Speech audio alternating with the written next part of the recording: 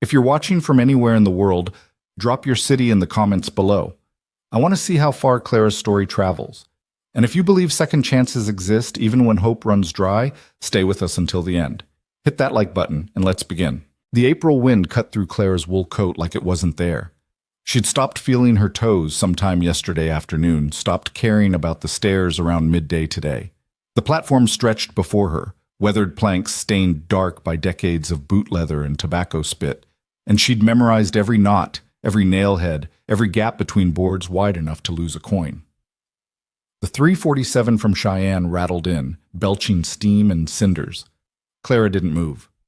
She'd learned that trains brought hope only to people who still had destinations. "Ma'am." The station master's voice had lost its courtesy 2 days ago. Now it carried the flat insistence of a man dealing with an obstruction. "You can't stay here come nightfall. Got regulations." Clara lifted her eyes. Martin Jeffers stood 6 feet back, as if proximity to failure might be contagious. His brass buttons caught the late afternoon light, official and unforgiving. "I'm waiting for someone," she said. The words tasted like ash. She'd said them so many times they'd stopped meaning anything. "No, ma'am, you're not." Jeffers pulled a telegram from his vest pocket, handled it like something diseased. "This came yesterday. Figured you'd want to know formal-like." The paper trembled between his fingers. Clara stared at it, recognition dawning with the slow, sick certainty of frostbite setting in. Mr. Charles Whitmore married Mrs. Beatrice Holloway 3 weeks past. Judge Carver presided. They're settled in the house he built for... Jeffers cleared his throat. For his intended. The house he built for his intended. Clara almost laughed. Almost. The sound caught somewhere behind her breastbone and died there. "I see."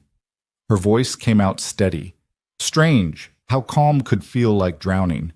Jeffers shifted his weight, boots scraping. "Look, there's a church. Reverend's wife sometimes takes in women in circumstances. Can't promise nothing, but I understand, thank you. She didn't understand.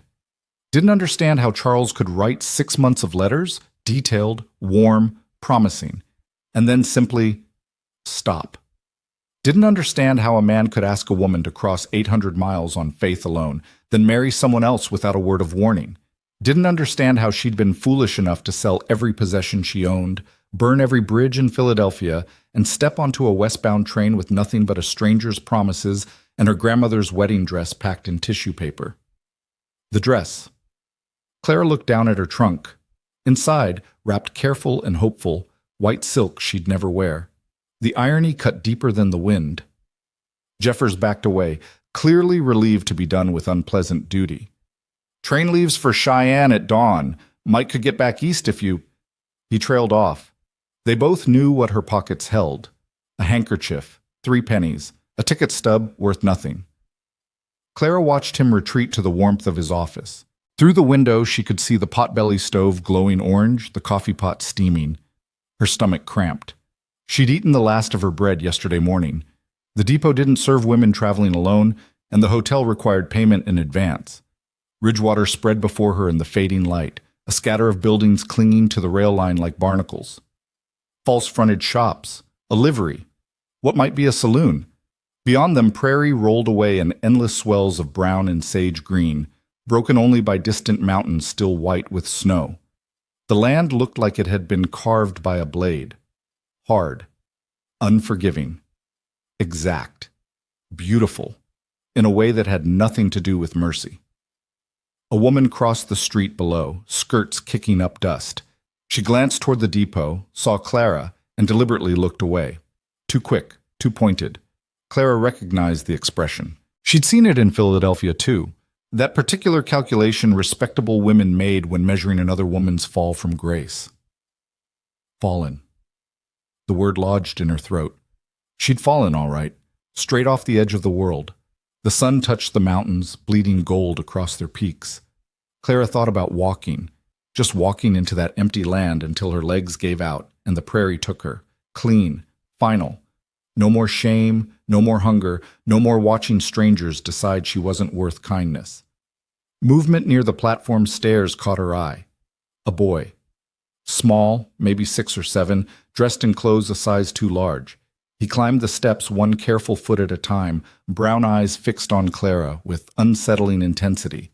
She should look away, should gather what remained of her dignity and pretend children didn't exist. But the boy approached with the fearless certainty of the very young, stopping just beyond arm's reach. "Are you sad?" he asked. Clara's throat tightened. "Yes." "How come?" "That's a complicated question." The boy considered this, head tilted. "Papa says complicated means grown-ups don't want to explain." Despite everything, Clara felt her mouth curve, almost a smile. "Your papa sounds wise."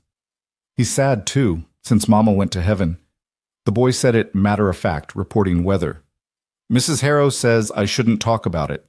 But Mama was real. Pretending she wasn't don't seem right." Something cracked in Clara's chest. She looked at this small, serious child and saw herself reflected back, someone insisting on truth when lies would be so much easier. "No," she said softly. "Pretending doesn't seem right." The boy moved closer, studying her trunk. "You waiting for someone?"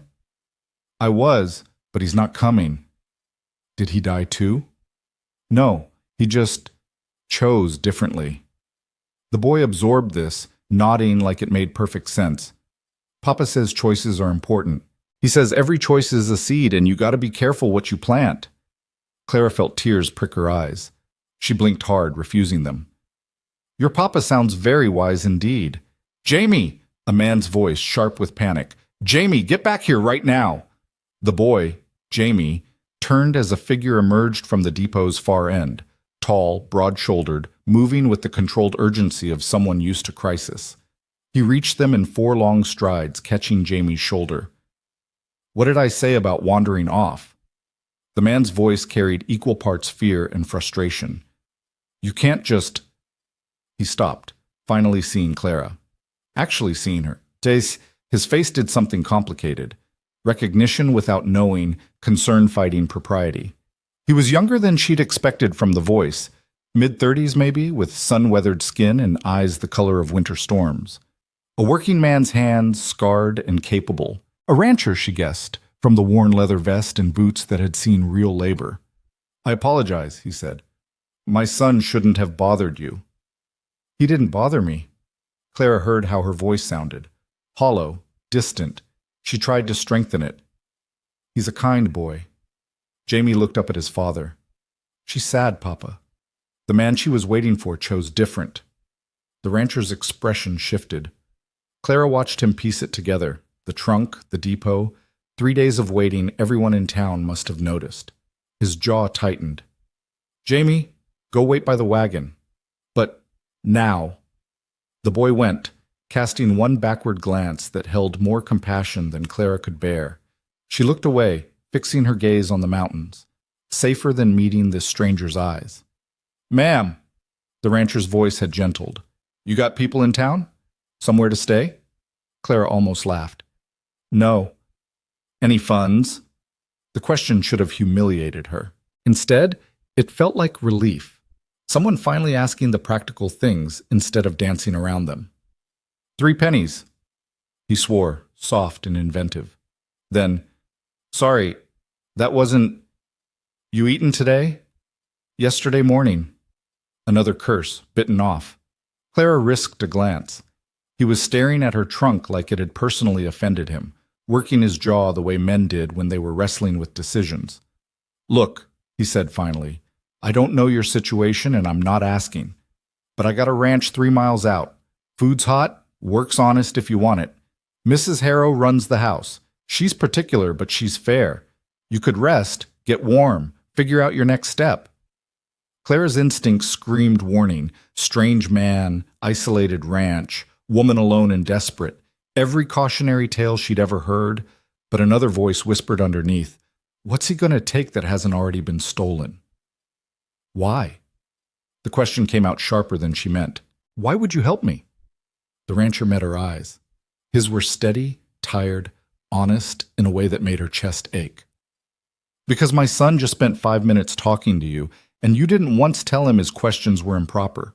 You didn't shoo him away or treat. I know what it's like to stand somewhere and realize the world just changed the rules without telling you. Clara looked at her trunk, at the platform, at the town that had already decided she was someone to pity and avoid, at the mountains bleeding sunset across their faces, indifferent and eternal, at the boy by the wagon, watching with eyes too old for his face. "One meal," she heard herself say. "Then I'll decide." The rancher nodded once, sharp.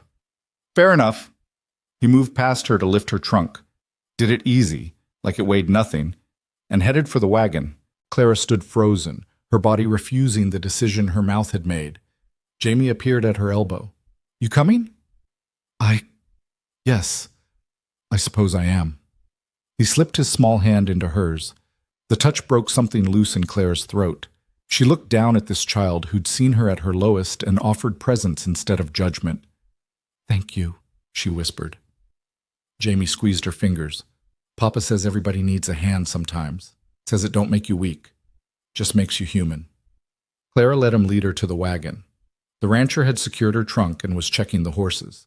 A matched pair, well kept, their coats brushed smooth.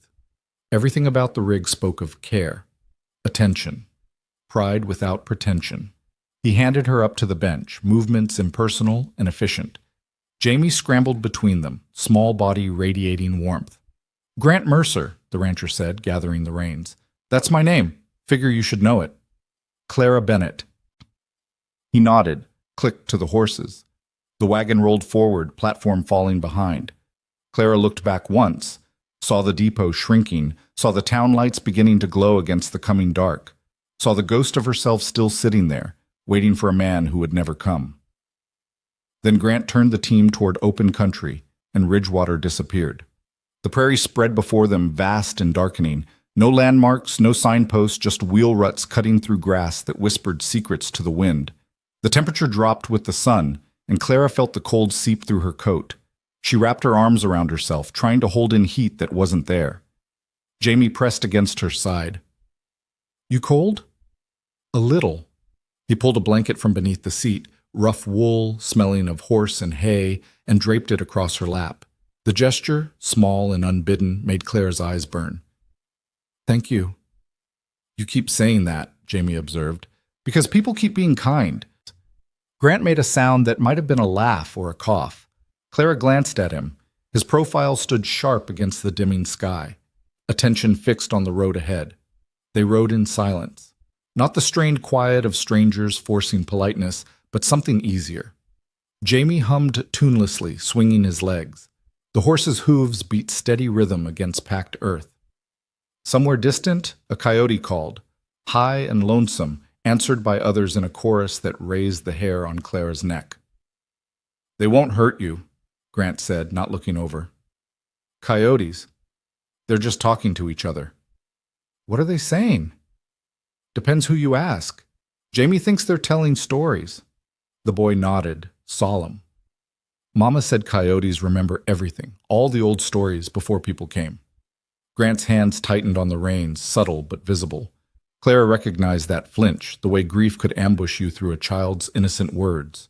"Your mama sounds like she was a storyteller," Clara said softly. Jamie brightened. "She was. She knew stories about everything, the mountains, the stars, the—" He stopped, looking up at his father. "Is it okay to talk about Mama?" Grant's throat worked. "Yeah, son, it's okay. Mrs. Harrow says it makes you sad." "Mrs. Harrow means well, but your mama was real like you said. Talking about her keeps her real." Jamie considered this, then leaned back against Clara. "Mama would have liked you. She always said the best people are the ones who've been broken and put themselves back together." Clara's breath caught. She felt Grant's attention shift, felt him measuring her reaction. She kept her eyes forward, blinking against the sting. "I'm not sure I've managed the putting back together part yet." "That's okay," Jamie said. "Maybe you just need the right glue." This time Grant definitely laughed. Rough and surprised and genuine. Clara felt an answering smile tug at her mouth despite everything. They crested a rise and the ranch appeared below. Not large, but solid. A two-story house with a wide porch, barn, and outbuildings forming a rough square around a central yard. Lamplight glowed in the windows, warm and beckoning against the gathering dark. Home, Clara thought, then crushed the word before it could take root. Grant pulled the wagon into the yard.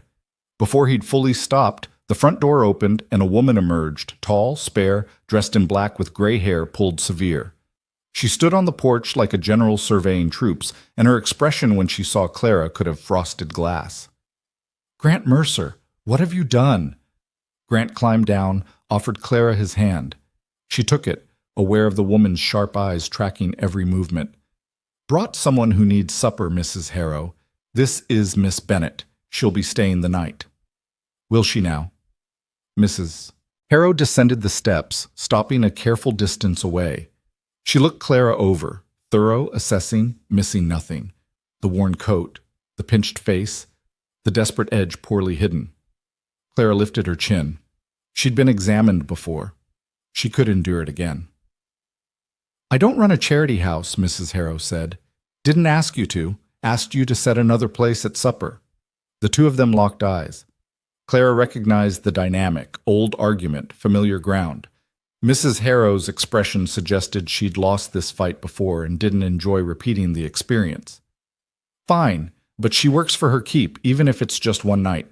I won't have idleness under this roof." "Fair enough." Grant turned to Clara. "That acceptable to you?" Every instinct screamed at her to refuse, to protect what remained of her pride. But her stomach cramped with hunger, and the lamplight looked so warm, and she was so tired of being cold. "Yes, thank you." Mrs. Harrow sniffed. "We'll see if you're still thankful after you meet my standards." "Come on, then. Can't have you dripping platform dirt through my clean house." She turned and marched inside. Clara looked at Grant. "She's not as harsh as she sounds," he said quietly. "Lost her husband and 2 sons to fever 5 years back. Edges got sharp to keep herself together." Clara understood that. Understood it bone deep. Jamie grabbed her hand. "I'll show you where to put your things." He pulled her toward the house. Clara glanced back once, found Grant watching with an expression she couldn't read. Then Jamie tugged harder, and she let herself be led inside. The house smelled of bread and wood smoke and lye soap, clean, honest smells that made something in Clara's chest unclench.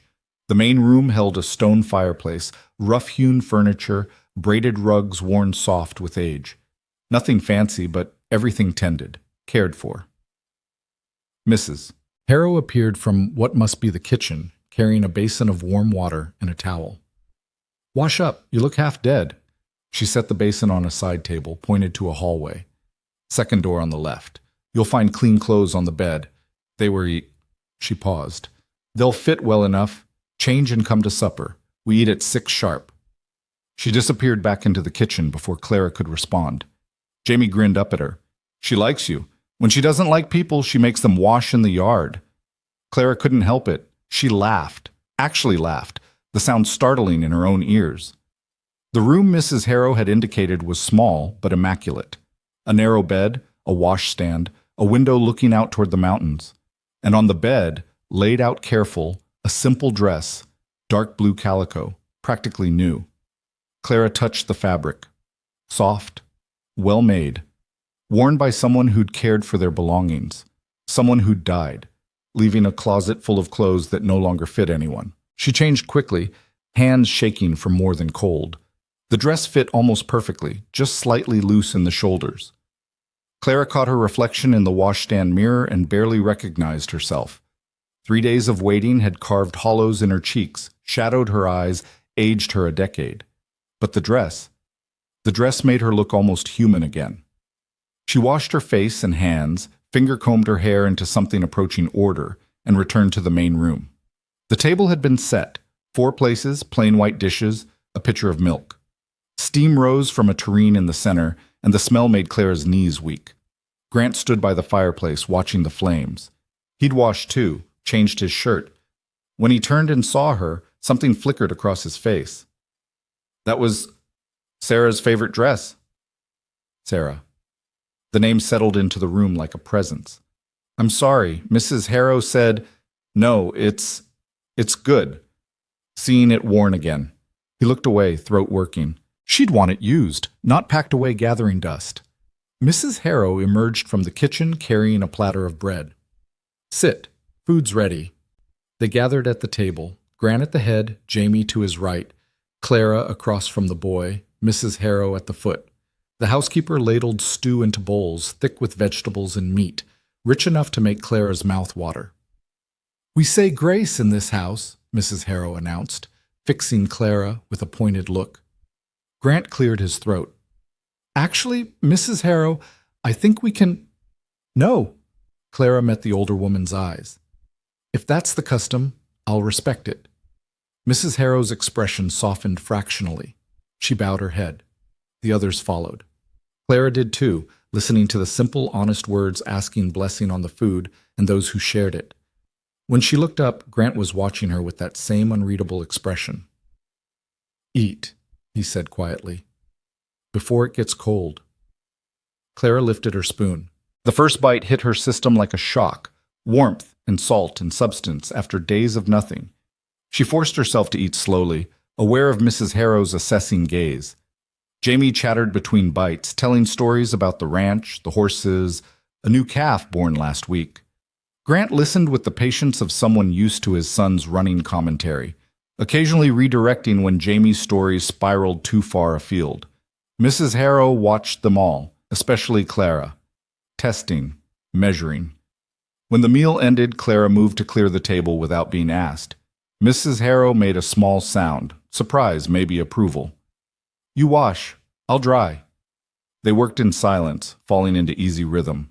Clara washed each dish, careful, thorough, the way her grandmother had taught her. Mrs. Harrow dried with the same attention to detail. "You're not what I expected," the older woman said finally. "What did you expect?" "Someone softer, someone who'd cry or make excuses or need coddling," she chumped. Clara set another plate in the rack. "I've done my crying. Doesn't change anything." "No, it doesn't."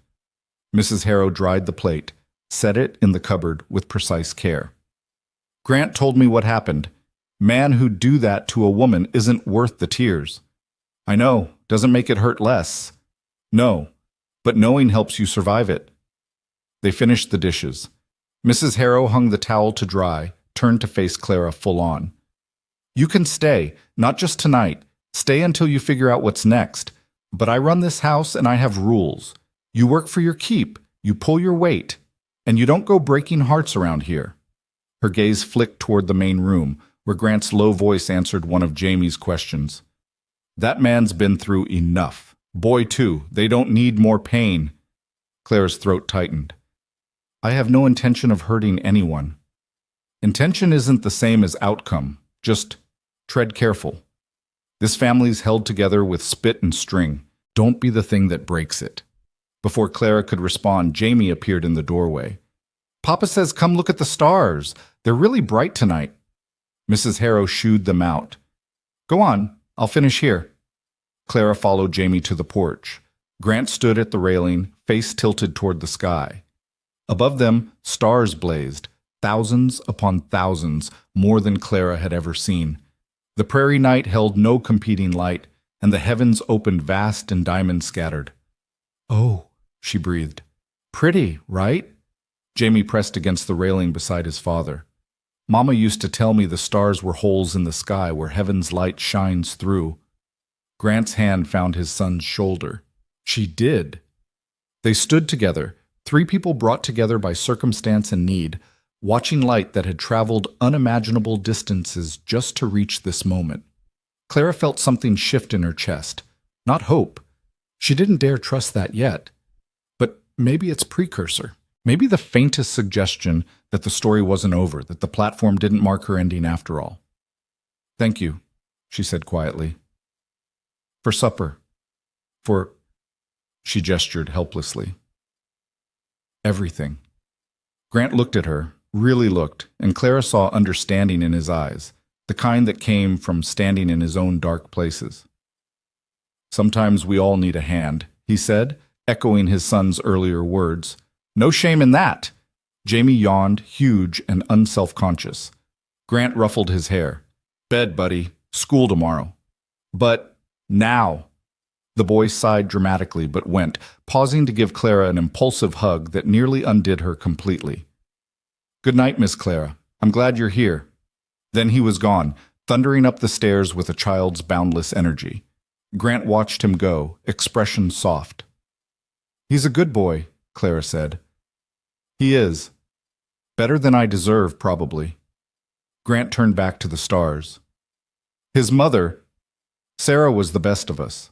Kind, without being soft, strong, without being hard. She made everything better just by being in it. How long? 2 years. Fever took her in 3 days.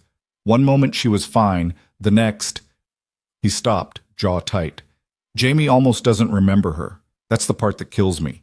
He's forgetting. He remembers the stories, the important things. Grant looked at her. You think so? I know so.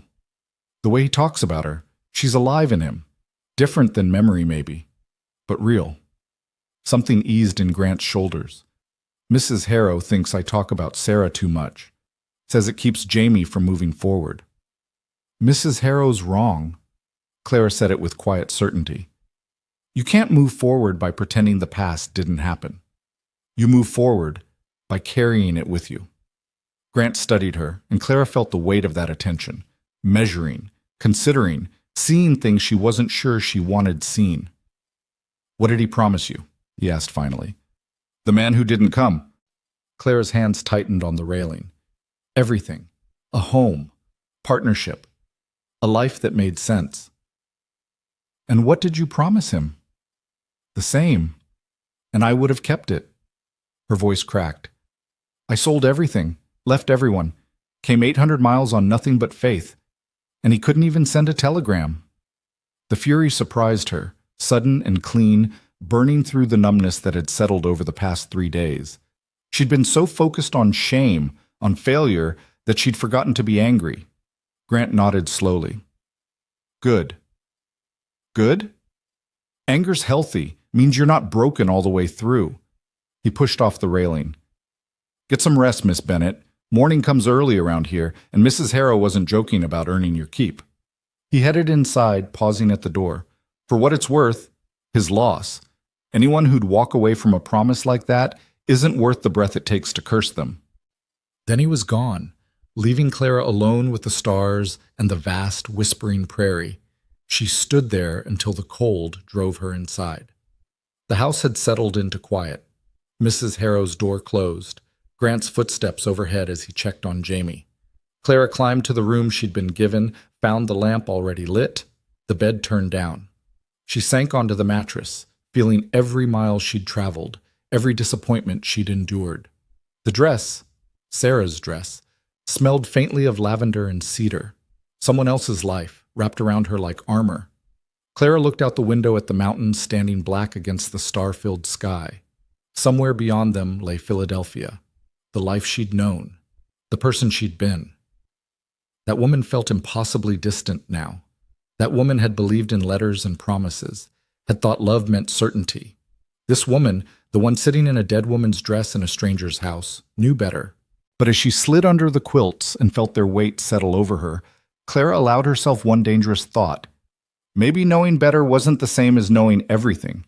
Maybe there were still surprises left. Maybe the platform wasn't the end. Maybe it was just the beginning of something else entirely. Outside, a coyote called, high and lonesome and strangely beautiful. Clara closed her eyes and let sleep take her, falling into dreams where the stars burned holes in the sky and heaven's light poured through, bright enough to guide even the most lost traveler home. Dawn came cold and exact, light spilling across the prairie like water finding its level. Clara woke to the sound of boots on hardwood below, the creak of the stove being stoked, the low murmur of voices planning the day's work. For a moment she lay still, disoriented by quilts that smelled of cedar and a ceiling she didn't recognize. Then memory returned. The platform, the waiting, the choice that had brought her here. She dressed quickly in Sarah's blue calico, fingers clumsy with cold. The washstand held fresh water, ice-edged but clean. Clara scrubbed her face until her skin stung, pinned her hair with shaking hands, and descended to face whatever Mrs. Harrow's standards demanded. The kitchen was bright with lamplight and busy with purpose. Mrs. Harrow stood at the stove, flipping flapjacks with the precision of a woman who'd fed working men for decades. She glanced up as Clara entered, sharp eyes cataloging everything from the neatly pinned hair to the straight shoulders. Coffee's hot. Pour yourself a cup and start on those dishes from last night's prep. They've been soaking. No good morning, no pleasantries. Just expectation delivered in a voice that brooked no argument. Clara poured coffee, strong enough to strip paint the way frontier women made it, and moved to the sink. The dishes waited in gray water, grease congealed on their surfaces. She rolled up her sleeves and began scrubbing, falling into the rhythm her grandmother had taught her. Clean the worst first, work methodical, waste nothing. Mrs. Harrow watched from the corner of her eye, saying nothing but missing nothing either. After 10 minutes she grunted, which Clara interpreted as approval. You know your way around a kitchen. My grandmother raised me. She believed idle hands invited trouble. Smart woman. Mrs. Harrow flipped the last flapjack onto a platter. Set the table. 4 places. Grant takes his coffee black, Jamie drowns everything in milk, and I like mine with 1 sugar. Clara dried her hands and moved to comply. The table was already laid with plates. She added cups and the coffee pot, retrieved milk from the cold box on the back porch, found sugar in a tin marked in careful script. Everything in this house had its place, its order, its reason. Grant appeared as she was setting out forks, Jamie trailing behind him like a sleepy shadow. The boy's hair stood up and back and his eyes were half closed against the lamplight. Morning, Grant said, voice rough with early hours. His gaze found Clara, held for a beat, then moved to Mrs. Harrow. Smells good. Always does. Sit down before it gets cold. They gathered at the table, the same configuration as supper. Mrs. Harrow said grace, shorter this morning, focused on the day's work and safety for those doing it. Clara kept her head bowed, aware of Jamie peeking at her between his father's arm and the table edge. The flapjacks were perfect, golden, fluffy, sweet with molasses. Clara ate slowly, mindful of her stomach after days of deprivation. Grant and Mrs. Harrow discussed the day in shorthand that spoke of long partnership. The fence line needed checking, the sorrel mare was due to foal. Supplies should be ordered from town before the month turned. Jamie pushed food around his plate, yawning every few seconds. Eat, Grant said. Can't go to school on an empty stomach. Don't want to go to school. We've had this conversation. But Miss Pritchard doesn't like me. Grant's expression shifted to something Clara recognized. A parent navigating the minefield between validation and discipline. Miss Pritchard doesn't dislike you. She just has rules. She says I ask too many questions. That's because you ask too many questions. Jamie's lower lip jutted. You said questions are how we learn. They are. But there's a time and place for everything. Clara found herself speaking before she'd decided to. What kind of questions do you ask? Jamie's face brightened. Everything! Like why does the sky change colors and where do the geese go in winter? And how do spiders know how to make webs without anyone teaching them? Those are good questions. Miss Pritchard says they're distractions. Grant sighed. Miss Pritchard has 20 students in a one-room schoolhouse. She's doing her best. Perhaps, Clara heard herself say, Jamie could write his questions down. Then, after school, someone could help him find answers. That way he learns to be patient with his curiosity instead of suppressing it. The table went quiet. Mrs. Harrow's fork paused halfway to her mouth. Grant stared at Clara with an expression she couldn't read. That's a good idea, Jamie said. Would you help me? You talk like a teacher. Clara's throat tightened. I was a teacher. In Philadelphia. Before... She stopped, the platform rising in her mind like a specter. Before you came west. Grant's voice was careful, neutral. What did you teach? Primary grades, reading, arithmetic, composition, history when we had time for it. Mrs. Harrow set down her fork with deliberate precision. And you gave that up to marry a stranger? The question hung sharp in the air. Clara met the older woman's gaze, refusing to flinch. I gave it up for a promise. There's a difference. Not much of one. When the promise was a lie. Mrs. Harrow, Grant said quietly. No, she's right. Clara's hands tightened in her lap. I was a fool. I believed letters from a man I'd never met, sold everything I owned, and came west on faith alone. I have no one to blame but myself. That's not, Grant started. It is. Clara stood, began clearing plates with movements too sharp, too controlled. But I'm here now, and I'll work for my keep until I figure out what comes next. That's the agreement. She carried dishes to the sink before anyone could respond, plunging her hands into hot water that stung. Behind her, the kitchen settled back into morning routine. Grant giving Jamie last-minute instructions about school, Mrs. Harrow packing a lunch pail with brutal efficiency, the boys' reluctant footsteps toward the door. Papa, can Miss Clara come to town with us? Maybe she could talk to Miss Pritchard about the questions. Jamie, Miss Clara has work to do here. But enough. Get your coat. The front door opened and closed. Clara heard the wagon rattle away, wheels crunching gravel, Jamie's voice fading into morning distance. Then silence, broken only by the tick of the mantel clock and the hiss of dishwater against porcelain. Mrs. Harrow appeared at her elbow, dish towel in hand. You didn't have to say that about being a fool. It's true, isn't it? Truth and wisdom aren't the same thing. The older woman began drying dishes with her characteristic precision. You made a choice based on information you had. The information was false. That makes him a liar, not you a fool. Clara's hand stilled in the water. You're being kind. I'm being accurate. There's a difference. Mrs. Harrow stacked the dried plates with sharp efficiency.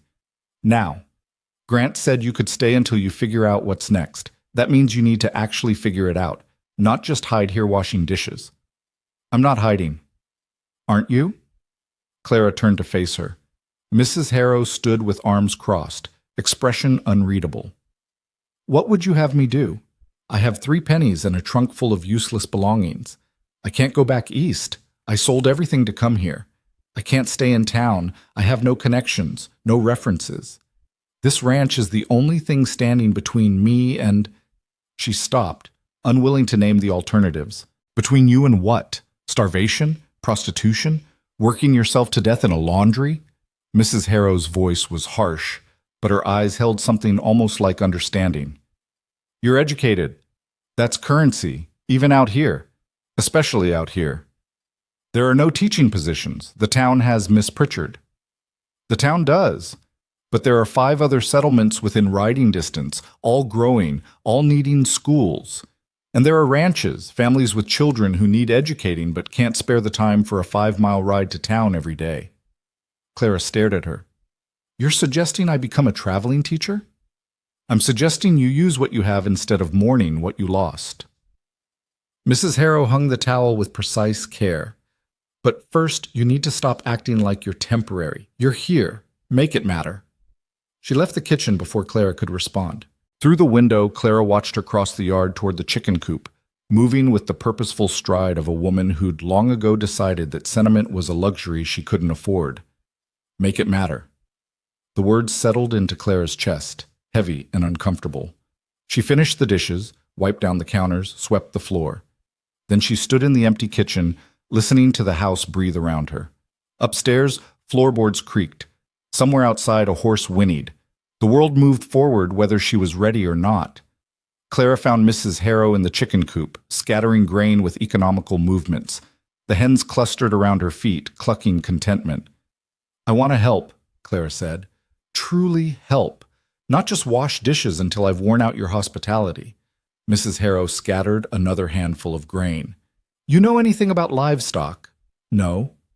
Gardening? My grandmother kept a small plot. Vegetables, mostly. Preserving? Canning? Some. She taught me the basics. Mrs. Harrow considered this, head tilted like one of her hens evaluating a strange insect. All right. Here's how this works. You pull your weight on the daily tasks. Cooking, cleaning, laundry, mending. That earns your room and board. You want wages on top of that, you need to contribute something more. Such as? The accounts are a mess. Sarah used to keep the books, and Grant's tried, but numbers aren't his strength. If you can make sense of the ledgers, track expenses, figure out where the money's actually going, that's worth paying for. Clara felt something spark in her chest. I can do that. I kept the school's accounts for 3 years. Then prove it. Books are in the desk in the front room. You get them sorted, show me you know what you're doing, and we'll talk wages. Mrs. Harrow fixed her with a stern look. But understand, this isn't charity. You fail to deliver, you're still washing dishes and nothing more. I understand. Good. Now make yourself useful. Those eggs aren't going to collect themselves. Clara spent the morning learning the ranch's rhythms. She collected eggs, warm and perfect, nested in straw, and learned which hens were friendly and which would peck given half a chance. She helped Mrs. Harrow hang laundry, fighting wind that tried to tear the sheets from her hands. She scrubbed the front porch, swept the main room, beat rugs until her arms ached and dust clouded the air. And through it all, she felt herself settling. Not comfortable, not yet, but present. Here. Real. After lunch, cold beef and bread, eaten standing because Mrs. Harrow didn't believe in idle sitting, Clara approached the desk in the front room. It was solid oak, scarred with use, and its surface disappeared beneath a chaotic sprawl of papers. Receipts, invoices, scribbled notes, pages torn from ledgers and stacked without order. Clara pulled out the chair and sat down, surveying the mess with the same feeling she'd had facing a classroom of rowdy students, intimidated but determined. She began sorting. Feed invoices in one pile, equipment purchases in another, sale records in a third. Slowly, patterns emerged. The ranch operated on slim margins. Most places did, but the spending showed discipline.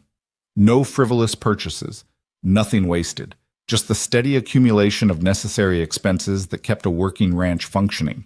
But there were gaps, missing receipts, dates that didn't align, numbers that had been crossed out and rewritten without explanation.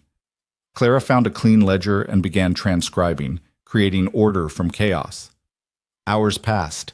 The light shifted across the desk, tracking the sun's movement. Her hand cramped, but she kept writing, finding a strange satisfaction in the columns aligning, the totals balancing, the story of the ranch revealing itself in numbers and ink. She was so absorbed she didn't hear the wagon return until Jamie burst through the front door. "Miss Clara, you're still here!" She looked up, blinking against the adjustment from figures to faces. Jamie stood in the doorway, face bright with relief so genuine it made her chest ache. "Of course I'm still here. Where else would I be?" "I thought maybe you'd leave. People always leave." The words carried weight beyond his years. Clara set down her pen and gave him her full attention. "I'm not leaving today. Is that good enough?" Jamie considered, then nodded. "Can you help me with my questions now? I wrote 3 new ones during arithmetic." "Let me see." He produced a slate carefully chalked with round, laborious letters. "Why do clouds move? Where does the wind come from? How do birds know which way is south?" Clara studied the questions, feeling Mrs. Harrow's earlier words echo. "Make it matter." These are excellent questions. And I think we can find answers, but it'll take some research. Do you have any books here? Mama had some. Papa keeps them in his room. Grant's voice came from the doorway, startling them both. "It's all right. You can use them." He leaned against the frame, still wearing his work coat, dust on his shoulders and exhaustion in his eyes. But when he looked at his son's eager face, something softened. "Go get them, Jamie." Carefully. The boy thundered upstairs. Grant moved into the room, glancing at the desk where Clara's careful columns marched across the ledger page. "Making progress?" "Some. Your expenses are reasonable, but the record-keeping is—" She stopped, searching for diplomacy. "A disaster, you can say it." "Disorganized, but salvageable." Grant pulled out another chair, sank into it with a sigh that spoke of long hours and hard labor. Sarah was the organized one. She could look at this mess and see exactly where every penny went. He gestured helplessly. "I try. It's not enough. You're running a ranch alone with a child to raise. You're doing more than enough." He looked at her then, really looked, and Clara felt the intensity of that attention like a physical thing. "Mrs. Harrow said you offered to help Jamie with his schoolwork. If that's acceptable, I didn't mean to overstep." "You didn't." Grant's jaw worked. He's struggling. Not with the learning. He's bright as they come. But he asks questions Miss Pritchard doesn't have time to answer, and then he gets frustrated and acts out. It's become a problem. Questions aren't a problem. They're an opportunity. Not everyone sees it that way. Then not everyone should be teaching. The words came out sharper than she'd intended. Grant's eyebrows rose, but before he could respond, Jamie returned with an armload of books. He dumped them on the desk beside Clara's ledgers. A mixed collection, some leather-bound and serious, others worn from constant handling. Clara picked up the top volume, The Natural Philosophy of Common Things. She opened it carefully, saw Sarah Mercer written in careful script on the flyleaf, and felt an echo of the woman who'd owned these books, worn the dress Clara now inhabited, lived in this house and loved these people. "Your mother was a reader," she said softly. Jamie nodded. "She said books were windows. You could look through them and see places you'd never go." She was right. Clara found the index, ran her finger down the entries. "Here, on the nature and movement of clouds. Shall we read it together?" They bent over the book, Jamie pressed against her side, his finger following the words as Clara read aloud. Grant watched from his chair, expression unreadable. The text explained atmospheric pressure, temperature differences, the water cycle illustrated with diagrams. Jamie listened with fierce concentration, interrupting only to ask clarifying questions that showed he was actually thinking about the concepts. When they finished, he looked up at Clara with shining eyes. "So, clouds are just water that got too high and too cold?" "Essentially, yes." "That's amazing. It's like the sky is breathing." Clara smiled. "That's a beautiful way to put it." Jamie grabbed his slate. "Can we do the wind one next?" "Tomorrow. It's getting dark, and I'm sure your father wants you to wash up for supper." The boy sighed but went, calling out questions about convection currents as he climbed the stairs. Grant stood slowly, moving like a man whose body had been tested past endurance. "Thank you," he said quietly. He hasn't been that excited about learning in months. He's a bright child. He just needs someone to take his curiosity seriously. Miss Pritchard says he's disruptive. Miss Pritchard has 20 students and limited resources. That doesn't make Jamie disruptive. It makes the situation inadequate. Grant studied her, and Clara had the uncomfortable sensation of being measured against some internal standard. "You miss it. Teaching." It wasn't a question, but Clara answered anyway. "Yes, I thought I'd given it up for something better. A partnership, a home. Turned out I just gave it up." "You could teach again." Mrs. Harrow mentioned the settlements. Mrs. Harrow has strong opinions about most things. She's usually right, though. Annoyingly. Grant moved toward the door, paused. "Think about it. There are families out here desperate for someone to educate their children. Someone like you could make a real difference." He left before she could respond. Clara sat in the gathering dark, surrounded by ledgers and books, feeling the weight of possibilities she hadn't allowed herself to consider. "Make it matter," Mrs. Harrow had said. Maybe it was time to stop mourning the life she'd lost and start building the one that waited. The evening settled into routine that felt both foreign and familiar. Clara helped Mrs. Harrow prepare supper, beef stew that had simmered all day, biscuits golden and steaming. Jamie set the table without being asked, chattering about clouds and atmospheric pressure. Grant washed up at the pump outside, coming in with clean hands and damp hair, looking less exhausted than he had earlier. They ate together, conversation flowing easy. Mrs. Harrow shared gossip from town. The mercantile was raising prices again. The preacher's wife had strong opinions about the new saloon. Someone's daughter was getting married come spring. Grant added details about the fence line, the pregnant mare, the quality of this year's hay crop. Clara listened, absorbing the rhythms of frontier life, the concerns that seemed small but weren't. Out here, a fence line determined whether your cattle strayed. The quality of hay meant the difference between livestock surviving winter or starving. Prices at the mercantile affected whether you could afford the nails that held your barn together. Everything was connected. Everything mattered. After supper, after dishes, after Jamie had been chased to bed with promises that they'd explore wind tomorrow, Clara returned to the ledgers. The lamp burned low, casting shadows across the columns of numbers. She worked until her eyes blurred, until she'd created a clear picture of the ranch's financial health. It was better than she'd feared. Not prosperous, but stable. Grant was careful, conservative, smart about where he spent. But there were opportunities.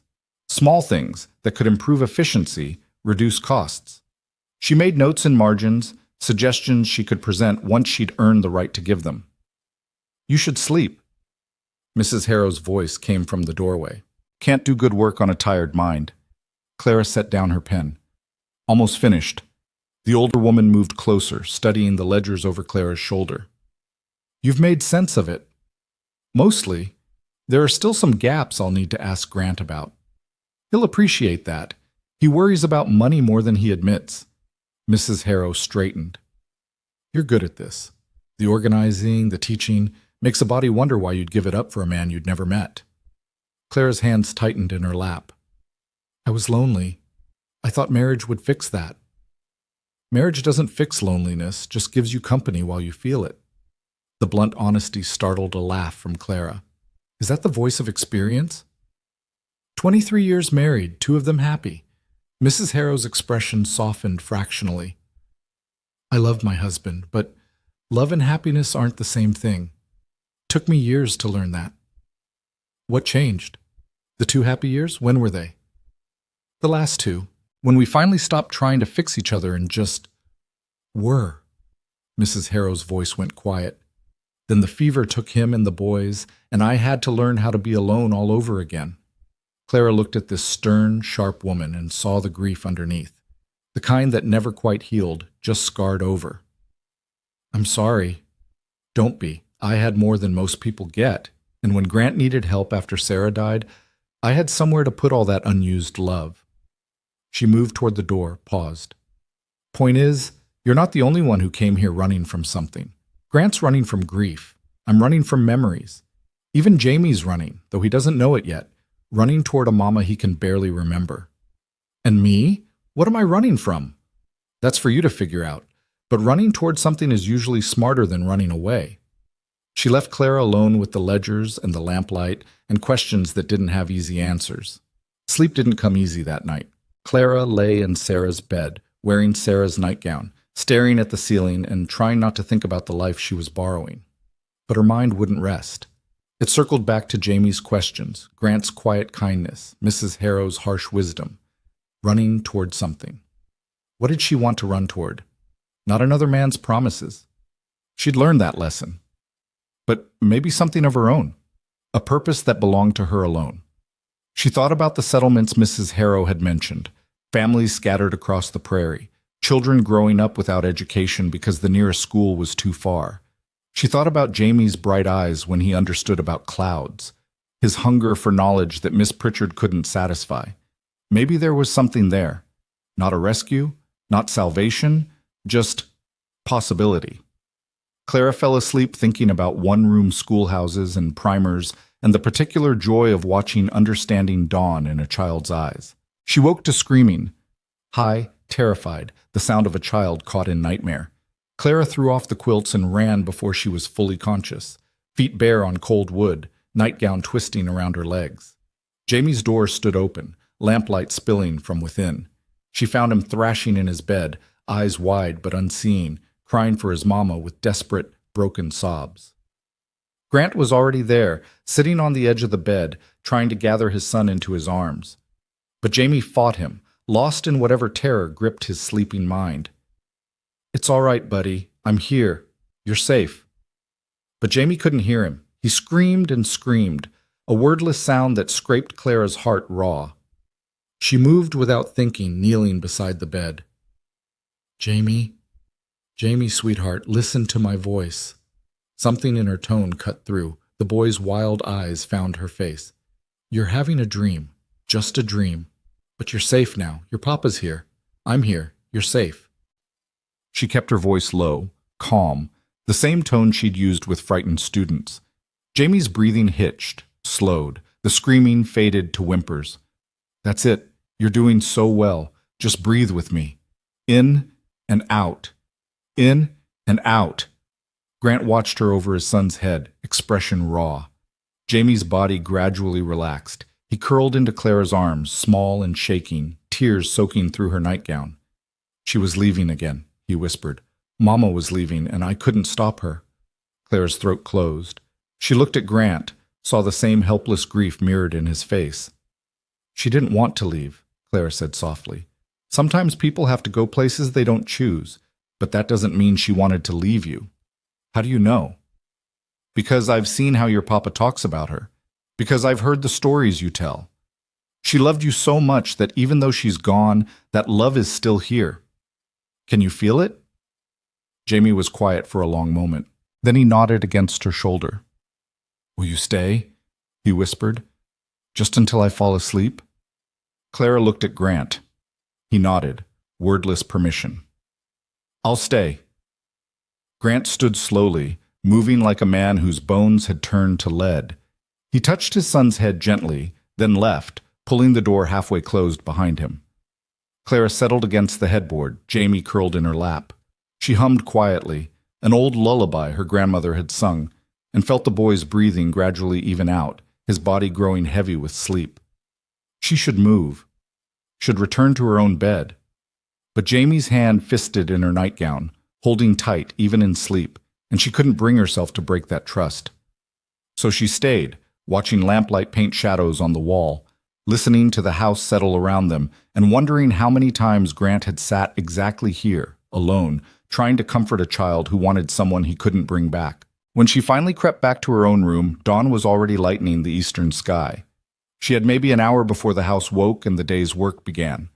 But as she slid back under her quilts, Clara realized she wasn't tired. She was awake, truly awake, in a way she hadn't been since climbing off that westbound train. Running toward something, Mrs. Harrow had said. Maybe Clara was finally ready to figure out what that something was. The morning found Clara already in the kitchen when Mrs. Harrow came down, flour dusting her hands and biscuit dough rolled out on the counter. The older woman stopped in the doorway, surprise flickering across her face before the usual stern mask settled back into place. Couldn't sleep? Slept enough. Clara cut circles from the dough with practiced efficiency. Thought I'd make myself useful. Mrs. Harrow moved to the stove, began stoking the fire. They worked in silence for several minutes, falling into the easy rhythm they'd established. Finally, the older woman spoke without looking up. Grant told me about last night. Jamie's nightmare. Clara's hand stilled on the dough. He has them often? 2-3 times a week. Used to be every night, right after Sarah died. Grant would sit with him until dawn, both of them exhausted, but neither one sleeping. Mrs. Harrow's voice went soft.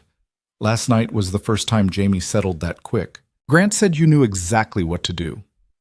I just talked to him, let him know he wasn't alone. That's more than most people manage. Mrs. Harrow filled the coffee pot with sharp, economical movements. That boy's been looking for a mother since the day Sarah died. You need to be careful. Clara felt the warning like a hand on her shoulder. I'm not trying to replace her. Don't matter what you're trying to do. Matters what a lonely child sees. Mrs. Harrow fixed her with a hard look. Jamie's already attached. I can see it. And when you leave, and you will leave, everyone does, he's the one who'll pay the price. The words hit harder than they should have. Claire returned to cutting biscuits, using the rhythm to steady herself. What if I don't leave? Then you'd be the first. Mrs. Harrow poured water into the coffee pot. This ranch eats people. The isolation, the work, the endless prairie with nothing but wind and sky. Sarah loved it, but she was born to it. You're a city woman playing at frontier life. Give it a month. You'll be begging for the eastbound train. Clara arranged the biscuits on a baking sheet, sliding them into the oven before turning to face Mrs. Harrow fully. You're wrong about one thing. I'm not playing. I have nowhere else to go, nothing else to return to. This isn't a temporary stop. It's the only option I have left. Desperation isn't the same as commitment. No, but it's honest. Clara wiped flour from her hands. I'm not Sarah. I'll never be Sarah.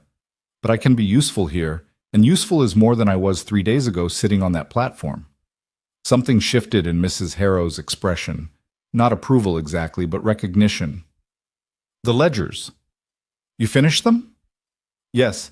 I have questions about some entries, but the overall picture is clear. And? The ranch is stable. Not prosperous, but Grant's managing well with limited resources. There are small efficiencies that could improve margins, adjusting when certain supplies are purchased, negotiating better terms with the feed supplier, possibly selling directly to restaurants in Cheyenne instead of going through the stockyard. Clara kept her voice level, professional. Nothing dramatic. Just careful adjustments. Mrs. Harrow studied her for a long moment. You sound like you're planning to stay a while. I sound like someone doing the job I was asked to do. The coffee began to boil. Mrs. Harrow lifted it from the heat, her movements precise. When she spoke again, her voice had lost some of its edge. There's a settlement meeting next week, Holder's Creek, about 12 miles north. They've been trying to organize a school, but they can't afford a full-time teacher. Been talking about hiring someone to rotate between the ranches, teach children in their own homes. She poured coffee into 2 cups, handed one to Clara. Might be worth attending. If you're serious about staying. Clara wrapped her hands around the cup, feeling its warmth seep into her palms. You're helping me. I'm giving you information. What you do with it is your business. But there was something almost gentle in the way Mrs. Harrow said it, and Clara felt the stirring of what might eventually become trust. Grant came down as they were setting the table, Jamie trailing behind him with sleepy eyes and tousled hair. The boy brightened when he saw Clara, then seemed to remember the night and went shy, hiding partially behind his father's leg. Morning, Grant said, his gaze moving between Clara and Mrs. Harrow like he was trying to read what had passed between them. Biscuits are ready, Clara said, and I believe someone has questions about wind that need answering. Jamie's shyness evaporated. Can we do that after breakfast? If your father doesn't need you for chores.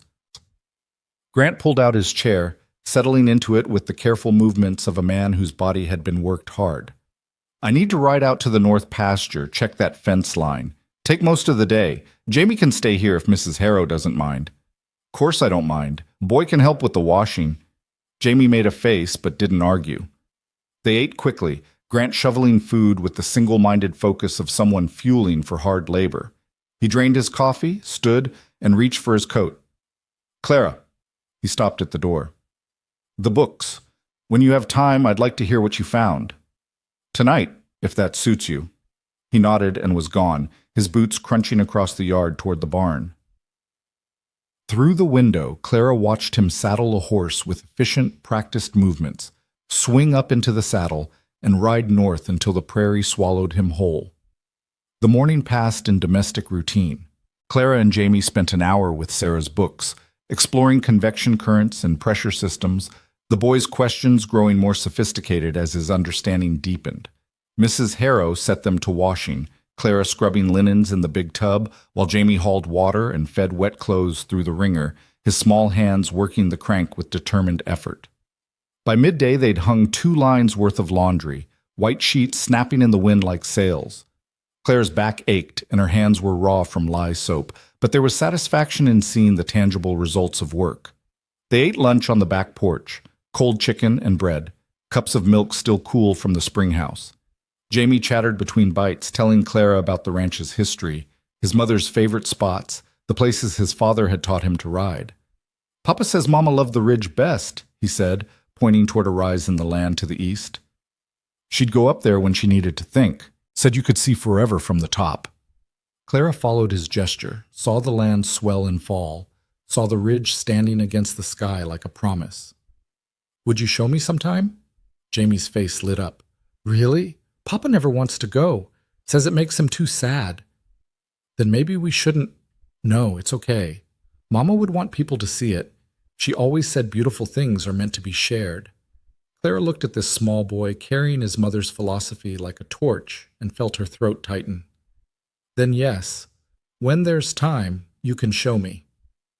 The afternoon brought a visitor. Clara was in the main room working on the ledgers when she heard hoofbeats in the yard. Through the window, she saw a woman dismounting from a gray mare, tall, angular, dressed in men's trousers and a canvas coat. She moved with the easy confidence of someone utterly comfortable in her own skin. Mrs. Harrow appeared from the kitchen, wiping her hands on her apron. That'll be Ruth Holloway. Owns the spread west of here. Probably wants to borrow something she's too stubborn to buy. She went out to meet the visitor. Clara stayed at the desk, trying not to eavesdrop, but unable to help hearing fragments of conversation through the open door. Heard Grant picked up a stray in town. Not a stray, she's working here. Awful convenient, single woman showing up out of nowhere. Clara's hands tightened on her pen. She'd known this was coming. Small communities didn't tolerate unknowns, and she was as unknown as they came. The door opened, and Mrs. Harrow entered with Ruth Holloway in tow. Up close, the woman looked to be in her 40s, weathered by sun and wind, with shrewd eyes that missed nothing. "Miss Bennett, this is Ruth Holloway. Ruth, Clara Bennett. She's helping with the accounts and teaching Jamie." Ruth's gaze swept over Clara, assessing everything from her worn dress to her ink-stained fingers. "Heard you got abandoned at the depot. That true?"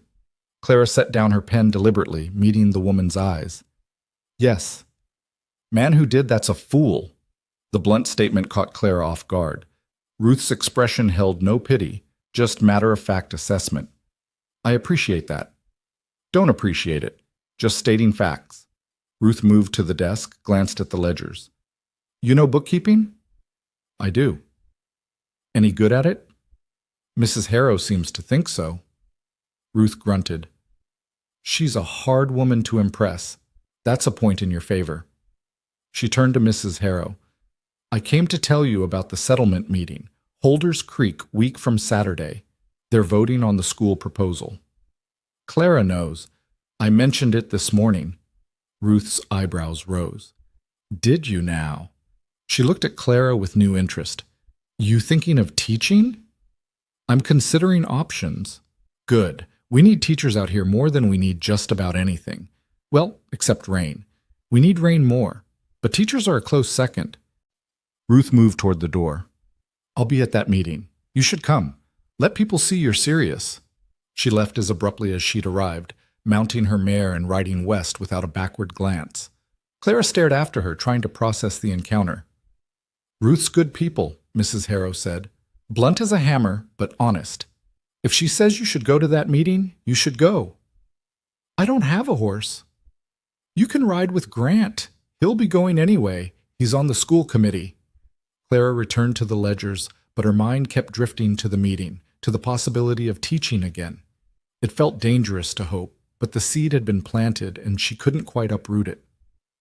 Grant returned as the sun touched the horizon, horse lathered and Grant himself covered in dust and dried sweat.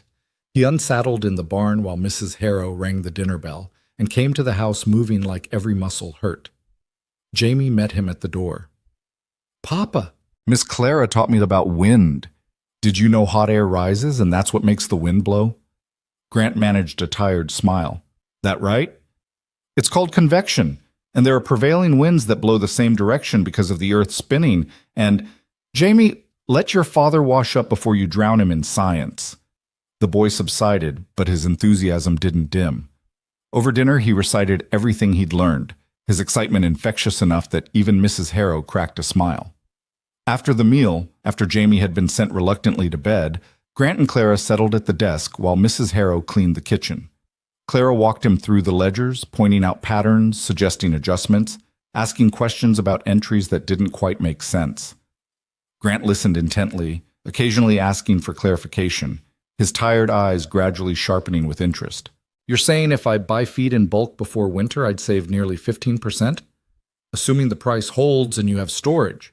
But yes, approximately that." He leaned back, running a hand through his hair. "Why didn't I see that?" "Because you're managing everything else. The land, the livestock, Jamie, the house. Numbers aren't your strength, you said so yourself. But they're mine." Grant looked at her then, really looked, and Clara felt the weight of that attention settle over her shoulders. "What did you charge for teaching, back in Philadelphia?" $30 a month plus room and board." "And bookkeeping?" Clara hesitated. "I never charged separately. It was part of my school duties." "But if you were to charge now, for straightening out this mess, for ongoing account management, for making sure I don't lose money through ignorance, what would that be worth?" Her heart began to beat faster. "I don't know. I'd have to... $20 a month, on top of room and board. And if you end up teaching at those ranches, whatever you charge for that is yours to keep." Clara stared at him. $20 was more than she'd hoped for, more than seemed reasonable for work she'd already been doing. "That's too much." "It's not. You've already saved me money I didn't know I was losing, and you're teaching Jamie more in 3 days than he's learned in 3 months at school." Grant's voice went quiet. "I can afford to pay you fairly, Clara." "Let me." The use of her first name sent a small shock through her system. He'd been so careful to maintain formality, to keep proper distance. This felt like a line being crossed. All right, $20 a month. He stood, offered his hand. Clara stood as well, placing her hand in his. His grip was warm, calloused, solid. Then we have an agreement. They shook, the gesture formal but charged with something Clara couldn't quite name. Grant released her hand but didn't step back, and for a moment they stood close enough that she could see the gold flecks in his gray eyes, the lines that bracketed his mouth, the faint scar on his jaw. "Thank you," he said softly. "For last night, with Jamie. He told me you stayed until he fell asleep."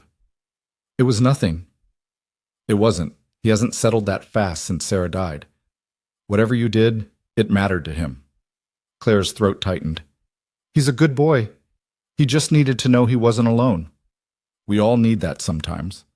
The words hung between them, weighted with meaning Clara wasn't sure she understood. Grant seemed to realize how close they were standing, stepped back, cleared his throat. "Ruth Holloway came by earlier. Mrs. Harrow mentioned you might be interested in the settlement meeting. She suggested it might be worthwhile." "It would be. Those families are desperate for education, and they're willing to pay. Not much individually, but collectively it could be steady income. If you're interested, I can take you. Meetings Saturday week." "I'd appreciate that." Grant nodded, moved toward the stairs. "Good night, then. And Clara." He paused, looking back. "I'm glad you're here. I know the circumstances that brought you weren't what you'd hoped for, but I'm still glad." He climbed the stairs before she could respond, leaving Clara alone with the ledgers and the lamp and a feeling she didn't dare name. The week that followed established a rhythm that began to feel almost normal. Clara rose early, helped Mrs. Harrow with breakfast and morning chores, spent her afternoons on the books or teaching Jamie. The boy's nightmares continued, but each time Clara was there, sitting in the dark, talking him through the fear until he could sleep again. Grant watched these interactions with an expression Clara couldn't quite read. Not disapproving, but not entirely comfortable either. Like he wasn't sure whether to be grateful or worried. Mrs. Harrow's warnings echoed in Clara's mind. The boy was getting attached, so was she, if she was honest. Jamie's questions, his bright curiosity, his absolute trust, it filled something in her she hadn't realized was empty. But she was careful not to overstep. She wasn't his mother, would never be his mother. She was just someone who happened to be here, helping where she could. Friday afternoon, Jamie asked the question she'd been half expecting. "Miss Clara, will you come to Mama's Ridge with me? You said you would." They were in the barn, Clara helping him feed the chickens while Grant worked in the far paddock. The boy looked up at her with such hope that refusing felt impossible. "If your father says it's all right." "He will. He lets me go all the time." They found Grant mending fence, his hands sure and steady on the wire. He looked up as they approached, wiping sweat from his forehead. "Papa, can I show Miss Clara the ridge, please?" Grant's expression went carefully neutral. "That's a long walk for someone not used to it." "I can manage a walk," Clara said quietly. He looked at her, then at his son, and Clara saw the war playing out behind his eyes. The ridge was Sarah's place, sacred ground. Letting someone else there felt like betrayal.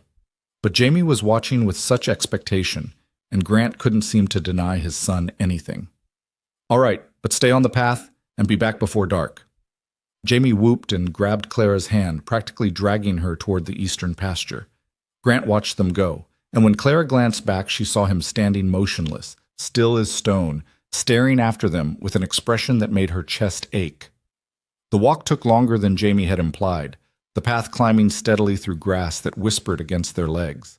The boy chattered the whole way, pointing out landmarks, the rock that looked like a turtle, the place where he'd seen a fox, the tree his mother had loved because it grew alone and stubborn in the middle of nothing. The ridge rose before them, not dramatic, but definite. They climbed the final slope and emerged onto a flat expanse of stone and grass with the world spread out below. Clara stopped, breath catching. Jamie hadn't exaggerated. From here you could see forever. The ranch lay small and neat in its valley, the barn and house like toys. Beyond them, the prairie rolled away in every direction, broken only by distant mountains standing blue against the sky. The wind blew constant and clean, carrying the scent of sage and distance. Mama said this is where she felt closest to herself, Jamie said softly. Like she could remember who she was before all the other things. Clara understood that more than she could say. She'd lost herself somewhere between Philadelphia and Ridgewater, between the woman who believed in promises and the woman who'd sat 3 days on a platform waiting for a man who'd never come. But standing here, wind in her hair, and the world spread vast and honest below, she felt something shift. Not healing exactly, but recognition. The person she'd been was gone. The person she might become was still unformed. But here, now, in this moment, she was simply herself, and that was enough. Your mother was wise. She was everything. Jamie's voice went small.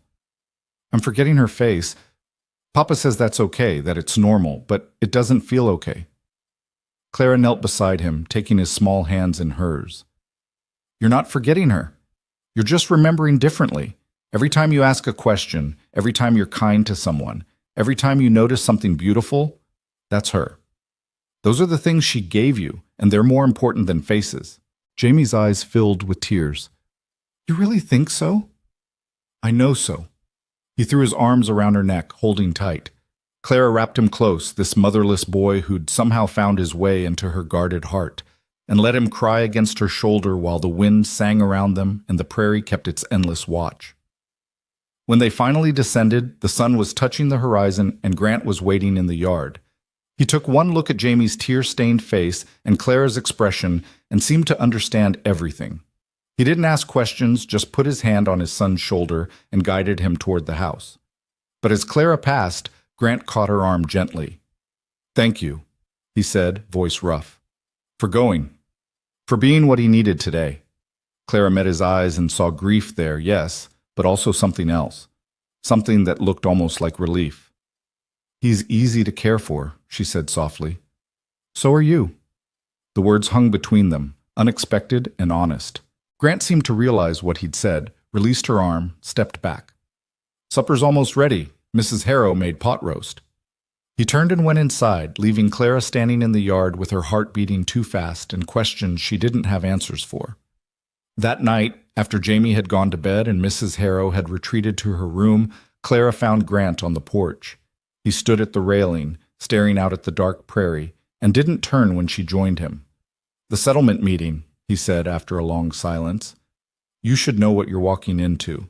These are frontier families, hardscrabble, suspicious of outsiders, and they're not going to make this easy. I didn't expect easy. They'll ask questions, personal questions. They'll want to know why you're here, what happened in Ridgewater, whether you're reliable, and they'll judge you for being a woman alone. Let them judge. I can't control what people think. Grant turned to look at her then. You're stronger than you seem. I'm desperate. There's a difference. No. His voice was firm. Desperation makes people weak, makes them compromise themselves. You haven't done that. You've kept your dignity, done honest work, treated Jamie with kindness you didn't owe. That's not desperation. That's character. Clara felt heat rise in her cheeks. You don't know me well enough to say that. I know you well enough to know you could have given up a dozen times and didn't. I know you stayed with my son through his nightmares when you had no obligation. I know you're making something from nothing instead of just surviving. He paused. That's more than most people manage. The honesty in his voice made her throat tight. She looked out at the darkness, gathering her thoughts. I was so angry, she said finally, standing on that platform, realizing I'd been a fool. I wanted to disappear, to just stop existing. It felt easier than facing what came next. What changed? Jamie asked if I was his new mama. Claire's voice caught, and I realized that even at my lowest, even when I'd lost everything, I could still matter to someone. Not because of what I could give them, but just because I was there. Grant was quiet for a long moment. When he spoke, his voice was rough with emotion. Sarah used to say that showing up was half of love. Just being present, being there when you're needed. The rest, the grand gestures, the promises, those matter less than people think. She sounds like she understood what mattered. She did. And she'd like you, I think. For the same reasons He stopped abruptly. Clara's heart stuttered. The same reasons you what? But Grant was already moving toward the door. It's late. Should get some sleep. Big day tomorrow. He disappeared inside before she could press further, leaving Clara alone with the night and the terrible, wonderful possibility that had just opened up between them. She stood on the porch for a long time, staring at the stars and trying to sort through the tangle of feelings in her chest. Fear and hope, and something that felt dangerously like belonging. Finally, the cold drove her inside. She climbed to her room, changed into her nightgown, and lay in the darkness listening to the house settle around her. Somewhere above, Grant's floorboards creaked. Jamie murmured in his sleep, but didn't wake. Mrs. Harrow's door was closed, her breathing steady. A family, Clara thought. Not hers. Not yet. Maybe never. But a family nonetheless, and she was part of it in ways she didn't quite understand. Tomorrow they'd go to the settlement meeting. Tomorrow she'd face judgment and questions and all the complications of making a life from the wreckage of her plans. But tonight, in this house on the prairie, with the wind singing outside and people she was beginning to love sleeping nearby, Clara allowed herself something she hadn't dared since leaving Philadelphia. She allowed herself hope. Saturday arrived with cloudless skies and a wind that carried the promise of coming winter. Clara woke early, nerves singing under her skin like plucked wire. She dressed in the best she had, Sarah's dark blue calico, freshly pressed, her hair pinned severe and neat. In the mirror, she looked almost respectable, almost like someone a community might trust with their children. Almost. Mrs. Harrow was already in the kitchen, packing a basket with bread and preserves. She glanced up as Clara entered, her sharp eyes taking in every detail. You'll do. Don't fidget, don't apologize, and don't let them see you're nervous. Frontier folks respect backbone more than polish. What if they ask about Ridgewater? Then you tell the truth. Man made you a promise, broke it, and you're building something better from what's left. Anyone who judges you for that isn't worth your time anyway. Clara poured coffee with hands that wanted to shake. You make it sound simple. It is simple. Doesn't mean it's easy. Mrs. Harrow tied a cloth over the basket. These people need a teacher. You need work. The rest is just noise. Grant came down with Jamie, both of them dressed for town. The boy wore his Sunday clothes, too small in the sleeves but clean and carefully mended. He bounced with excitement, oblivious to Clara's tension. Are we really going to Holder's Creek? Papa said there might be other children there. If you're very good and very quiet during the grown-up talk, Grant said, ruffling his son's hair. He looked at Clara, and something passed between them, understanding maybe, or just shared awareness of what this day meant. Ready? Clara nodded, not trusting her voice. The wagon ride took nearly 2 hours, following rutted tracks that wound through prairie, slowly giving way to winter brown.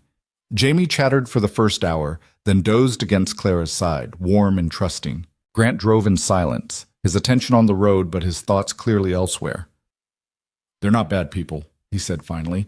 The Holder's Creek families, suspicious of strangers, set in their ways, but fair if you give them reason to be. And if I don't, then you come home and we figure out something else. Home. The words settled into Clara's chest, both comfort and danger. She'd been at the ranch less than 2 weeks. Too soon to call it home. Too late to pretend it wasn't. Holder's Creek wasn't much, a collection of buildings clustered where a creek cut through the land, creating a natural gathering point. The settlement hall was the largest structure, rough timber and a stone chimney, with wagons and horses already crowding the yard. Grant pulled up alongside Ruth Holloway's gray mare. The tall woman emerged from the hall, saw them, and strode over with her characteristic directness. You came. Good. She looked at Clara. Fair warning, Ezra Tompkins is going to give you grief. He thinks women have no business teaching anything but sewing and scripture. Don't let him rattle you. I'll keep that in mind. Also, Martha Keene will ask about your marriage prospects. She's got 3 sons and an unhealthy interest in matchmaking. Just smile and change the subject. Grant climbed down, offered Clara his hand. She took it, acutely aware of Ruth watching with calculating eyes. Inside, the hall was crowded and warm, smelling of wood smoke and wet wool. Families clustered in groups, men in work clothes standing stiff and uncomfortable, women with children clinging to their skirts, everyone eyeing the newcomers with open curiosity. Grant guided Clara through the crowd, making introductions. Names blurred together. The Tompkins family with their 6 children, The Keens with three strapping sons who all blushed when Clara nodded hello. The Pratts and the Johnsons and the Colemans, each family carrying the weight of frontier life in their weathered faces and calloused hands. A man near the front called the meeting to order. Ben Pratt, gray-bearded and authoritative. The crowd settled into rough rows of chairs and benches, children shushed into reluctant silence. First order of business, Pratt said. The school proposal. We've talked this matter near to death, but we need a final vote. Ezra, you want to state your objections one more time? A thick-set man with a face like weathered granite stood up. This was Ezra Tompkins, Clara realized, the one Ruth had warned her about. Same objection I've had all along. We can't afford to pay a teacher when our own children can learn reading and ciphering at home. Money's better spent on things that matter: equipment, livestock, land improvements. Education matters, a woman called out. Martha Keene, judging by the three blushing sons beside her. For boys, maybe. Girls just need enough to read the good book and manage a household. Don't need fancy schools for that. Ruth Holloway stood, and the room went quiet. Ezra, with all due respect, you're talking out of your... She caught herself, glanced at the children. You're wrong. My spread runs smoother because I can read contracts, manage accounts, and negotiate prices. None of that came from just reading scripture. That's different. You're running a business. So is every ranch here. You telling me your wife doesn't need mathematics to manage your household, reading to understand seed catalogs, writing to correspond with suppliers? Ezra's face reddened, but he sat down muttering. Ben Pratt cleared his throat. Point is, we have the proposal. Hire a teacher to rotate between ranches, spend 2 days at each, teach children at their own homes. Families would pay based on number of students. We've run the numbers. It's sustainable if we get enough participation. Problem is finding a teacher willing to do it, someone called out. It's hard living, constant travel, and the pay's not much. Grant stood up, and Clara felt her stomach drop. We might have a solution to that. Miss Clara Bennett is a certified teacher from Philadelphia. She's been working at my ranch, and she's interested in the position. Every eye in the room turned to Clara. She felt the weight of their assessment, judging her city dress, her soft hands, her very presence in their rough community. Ben Pratt looked her over. That true, Miss Bennett? You're a real teacher? Clara stood, forcing her spine straight. I taught primary grades for 3 years in Philadelphia. Reading, arithmetic, composition, history, and natural science. I have references, though they're back east and would take time to verify. Why'd you leave? Ezra asked, suspicion thick in his voice. Clara had prepared for this, but the words still tasted like ash. I came west to marry. The gentleman changed his mind without informing me. I found myself stranded in Ridgewater with no funds and no prospects. Mr. Mercer offered me work, and I accepted. The room went silent. Clara felt judgment pressing in from all sides, felt the story of her humiliation spreading like oil across water. Then Martha Keene stood up. That's rough dealing.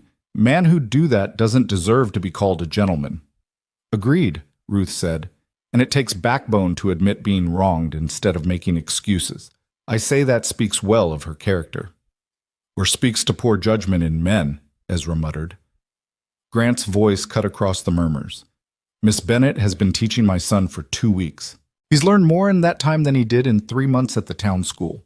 She's patient, knowledgeable, and she actually cares about whether children understand or just memorize. That's worth something. A woman in the back spoke up. What would you teach, Miss Bennett, if we hired you? Clara took a breath, found her teacher's voice. Reading and writing fundamentals for the younger children. Mathematics through basic algebra for the older ones. Natural science, geography, history, critical thinking skills, how to ask questions and find answers. How to learn independently, which matters more out here than in cities where schools are plentiful. What about scripture? Ezra demanded. I'll teach children to read. What they read is their family's decision, not mine. And discipline? You going to spare the rod with other people's children? Clara met his eyes steadily. I've never found beating children makes them smarter. I use clear expectations, natural consequences, and the principle that earning respect works better than demanding it. Ezra snorted, soft city thinking. Maybe. But in 3 years, I never had a student who didn't learn to read. Can every teacher say that? The room stirred, murmurs passing between families.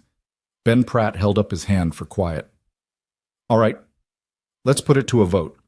All in favor of hiring Miss Bennett to teach on the rotating schedule, raise your hands.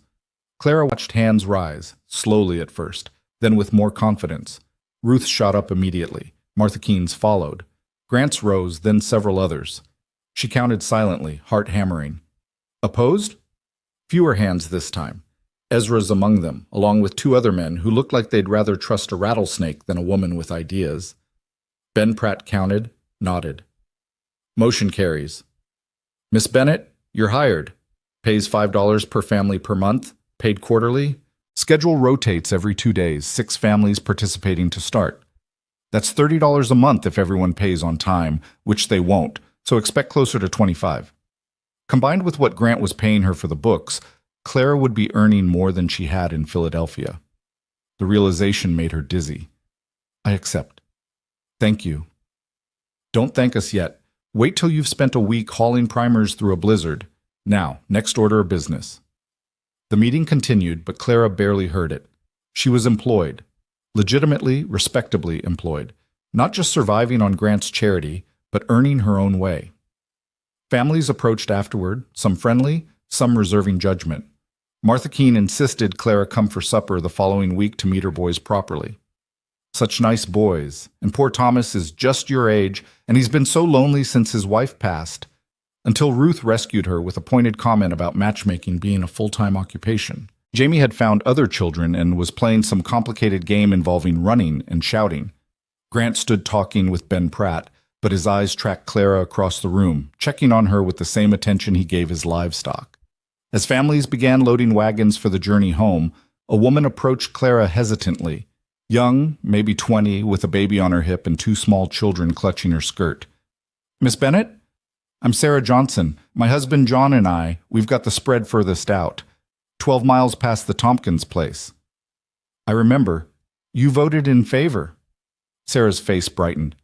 Yes, ma'am. We've got 4 children already and another coming. I never learned proper reading, and John, he can cipher some, but not enough to teach. We want better for our babies. I'll do my best for them. Thank you. Sarah's eyes filled with tears. You don't know what this means. Out here, seems like children either grow up rough or they leave soon as they're able. Maybe with learning, they can have choices, real choices. Clara thought about the platform in Ridgewater, about arriving in a strange place with no choices left. She understood what Sarah was asking for. They'll have choices, I promise you that. The ride home was quieter than the ride out. Jamie slept sprawled across the wagon bed, exhausted by playing.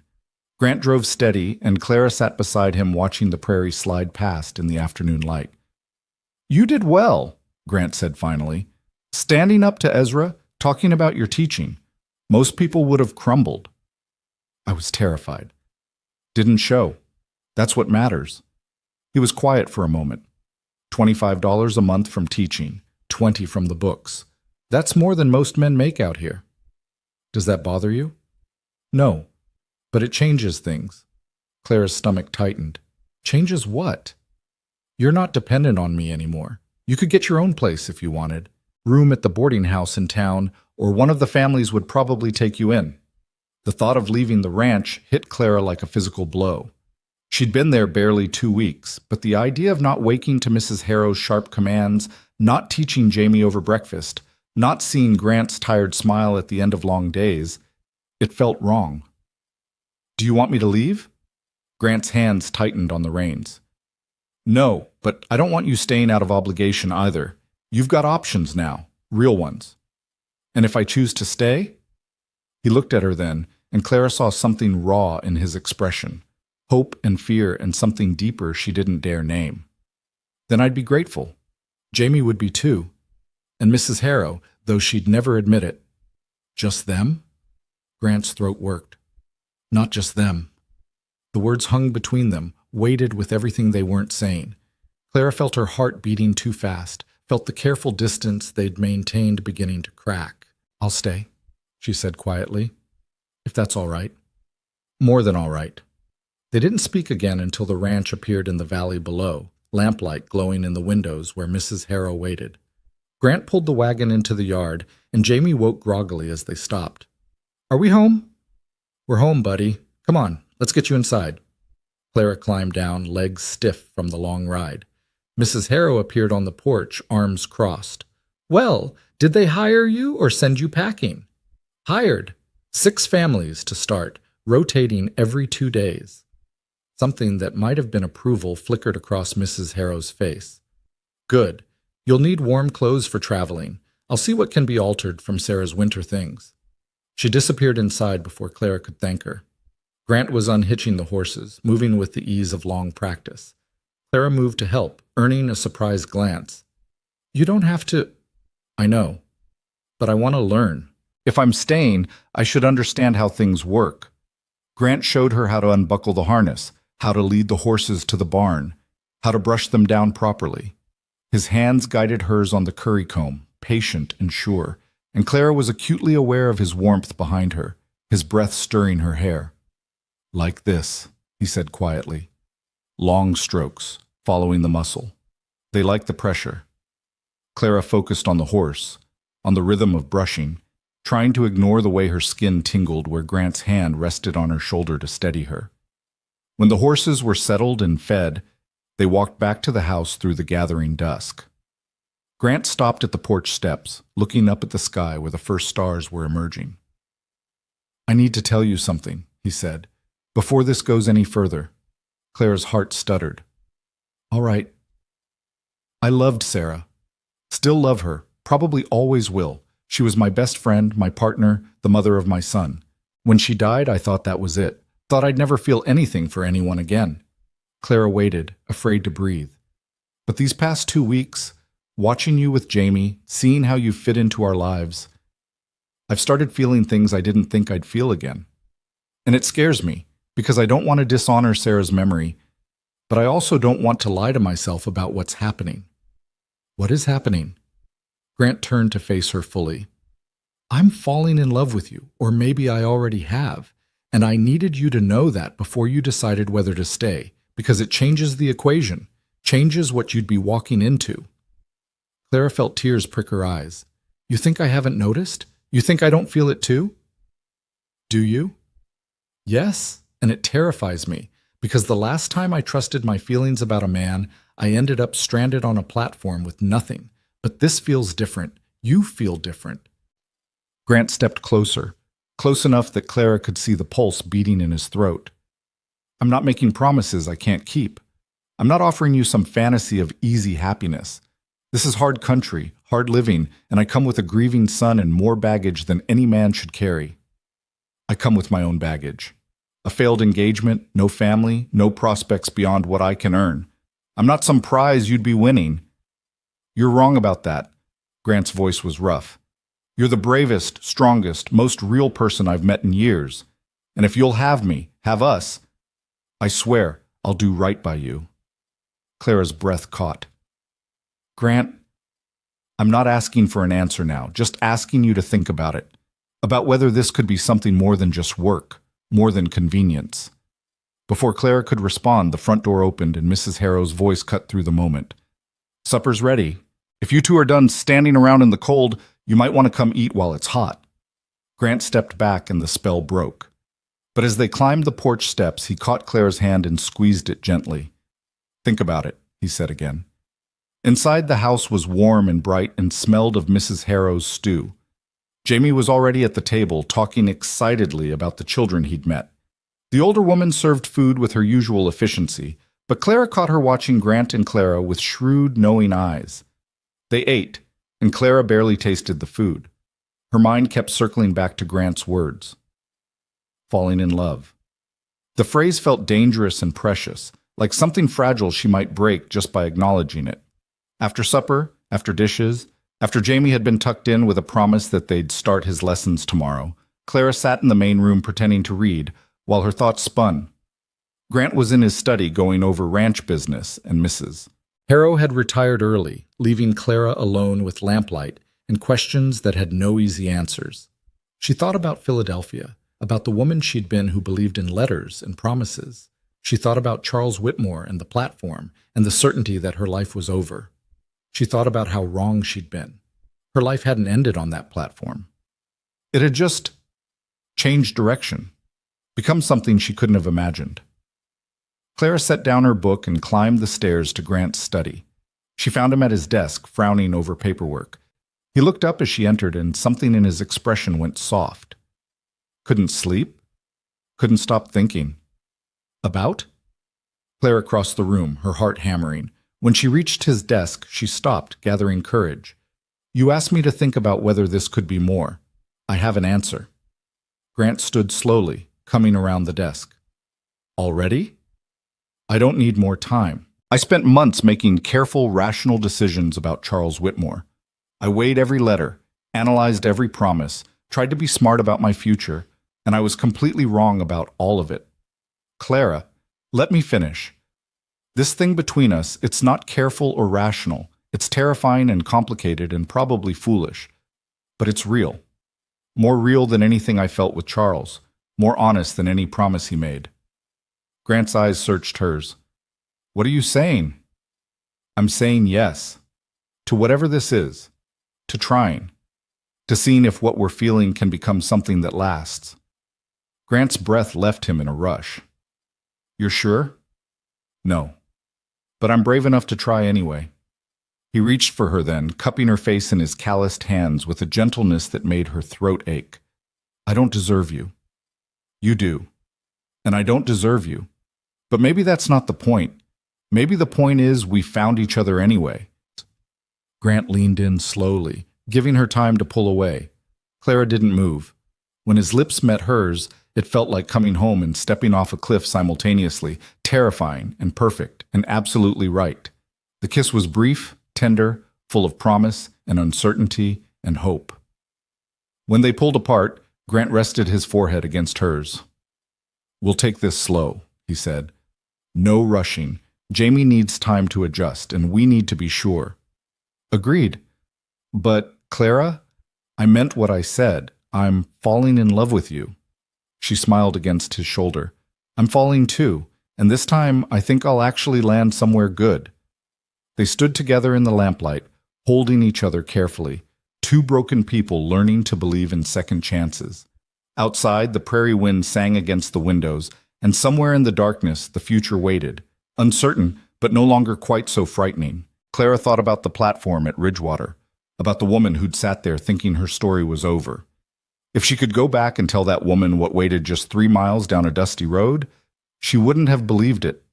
Sometimes the best things came from the worst moments. Sometimes getting lost was the only way to find yourself. And sometimes, just sometimes, the man who promised you nothing turned out to be worth more than the one who promised everything. Clara pulled back enough to look at Grant's face, memorizing this moment.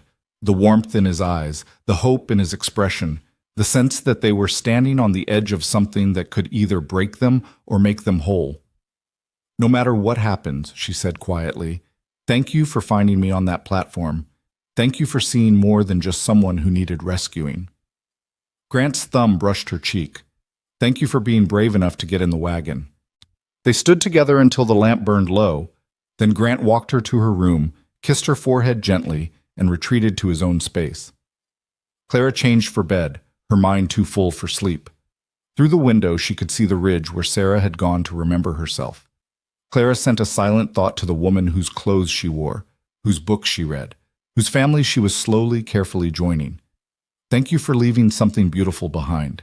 I promise I'll take care of them. The wind answered, soft and constant, carrying the scent of sage and distance and possibility. Clara closed her eyes and let herself imagine a future that looked nothing like the one she'd planned, but felt more right than anything she'd imagined. Tomorrow she'd start teaching. Tomorrow she'd begin building the life she'd been too afraid to want. But tonight, she simply existed in the moment. No longer the platform's ghost, no longer the woman who'd been abandoned. Just Clara, finding her way home. The teaching began on a Monday morning crisp with October cold. Clara rode out with Grant to the Tompkins place, her saddlebag heavy with primers and slates, her stomach tight with nerves that had nothing to do with the coming winter. Ezra Tompkins met them in the yard, his expression suggesting he'd swallowed something bitter. His wife Mary stood behind him, wiping her hands on her apron. 6 children, ranging from 14 down to 4, clustered around her skirts like nervous chicks. 2 days, Ezra said without preamble. You teach reading and ciphering, nothing fancy. No filling their heads with ideas above their station. Clara dismounted, meeting his eyes steadily. I'll teach them to think. Whether that's above their station is for them to decide. Ezra's jaw tightened, but Mary stepped forward with a smile that held quiet desperation. Come inside, Miss Bennett. I've cleared the table for you to work. The Tompkins cabin was small and cramped, smelling of wood smoke and too many bodies in too little space. But it was clean, and the children who gathered around Clara's makeshift desk were hungry for learning in a way that made her chest ache. The oldest, Thomas, could read haltingly. The youngest knew her letters. The ones in between existed in various states of confusion, trying to piece together knowledge from fragments overheard and half-remembered. Clara spent the first hour simply assessing, listening to them read, watching them work simple arithmetic. Then she began to teach, and the world narrowed to conjugations and multiplication tables, and the particular joy of watching understanding dawn in young faces. Grant returned for her at dusk. The children clung to her skirts as she prepared to leave, begging for one more story, one more problem, one more minute. Tomorrow, Clara promised. We'll pick up right where we left off. On the ride home, Grant watched her with something like wonder. You love it, teaching. I'd forgotten how much. Clara's voice was tired but satisfied. They're so eager, Grant. Even the ones who pretend they don't care. They're desperate to learn. They just needed someone to show them it matters. You showed them more than that. You showed them they matter. The words settled warm in Clara's chest. That night, exhausted and content, she fell asleep thinking about lesson plans and how to explain fractions using fence posts and cattle. The weeks that followed established a rhythm that felt like breathing. 2 days at each ranch, teaching children who ranged from barely 4 to nearly grown. The Pratts, with their 3 shy daughters, who whispered answers and blushed at praise. The Keens, with their rambunctious boys, who treated learning like wrestling, messy and enthusiastic, and surprisingly effective. The Johnsons furthest out, where Sarah cried with gratitude watching her children learn to write their names. Between teaching, Clara managed the ranch accounts, helped Mrs. Harrow with endless chores, and spent her evenings with Jamie exploring questions about everything from why the sky was blue to how bread rose. The boy bloomed under the attention, his nightmares growing less frequent, his laughter coming easier. And through it all, Clara felt herself falling deeper in love with Grant Mercer. It wasn't dramatic or sudden. It was the accumulation of small moments, the way he checked her saddle before every teaching trip, making sure she'd be safe. The evenings they spent reviewing the ranch books together, their shoulders touching as they bent over ledgers. The careful distance he maintained around Jamie, both of them aware that the boy was watching, learning what love looked like from how they treated each other. They didn't rush. Grant had been right about that. They needed time, needed to be sure. But the wanting grew regardless, building like pressure behind a dam. November brought the first real cold, and with it, a letter. Clara found it waiting when she returned from teaching at the Coleman Ranch, placed carefully on her pillow. Her name in unfamiliar handwriting, a Philadelphia postmark. Her heart stuttered as she opened it, half expecting some ghost from her past to reach out and drag her back. It was from Margaret Chen, her former teaching colleague, and the closest thing she'd had to a friend in Philadelphia. Dear Clara, it began. I heard through mutual acquaintances about your situation in Ridgewater. I'm writing with both concern and opportunity. The Grimshaw Academy is expanding and needs qualified teachers. The position pays $45 monthly with room and board. If you're interested, I can personally recommend you to the headmistress. Please write soon. Philadelphia misses you. I miss you. $45.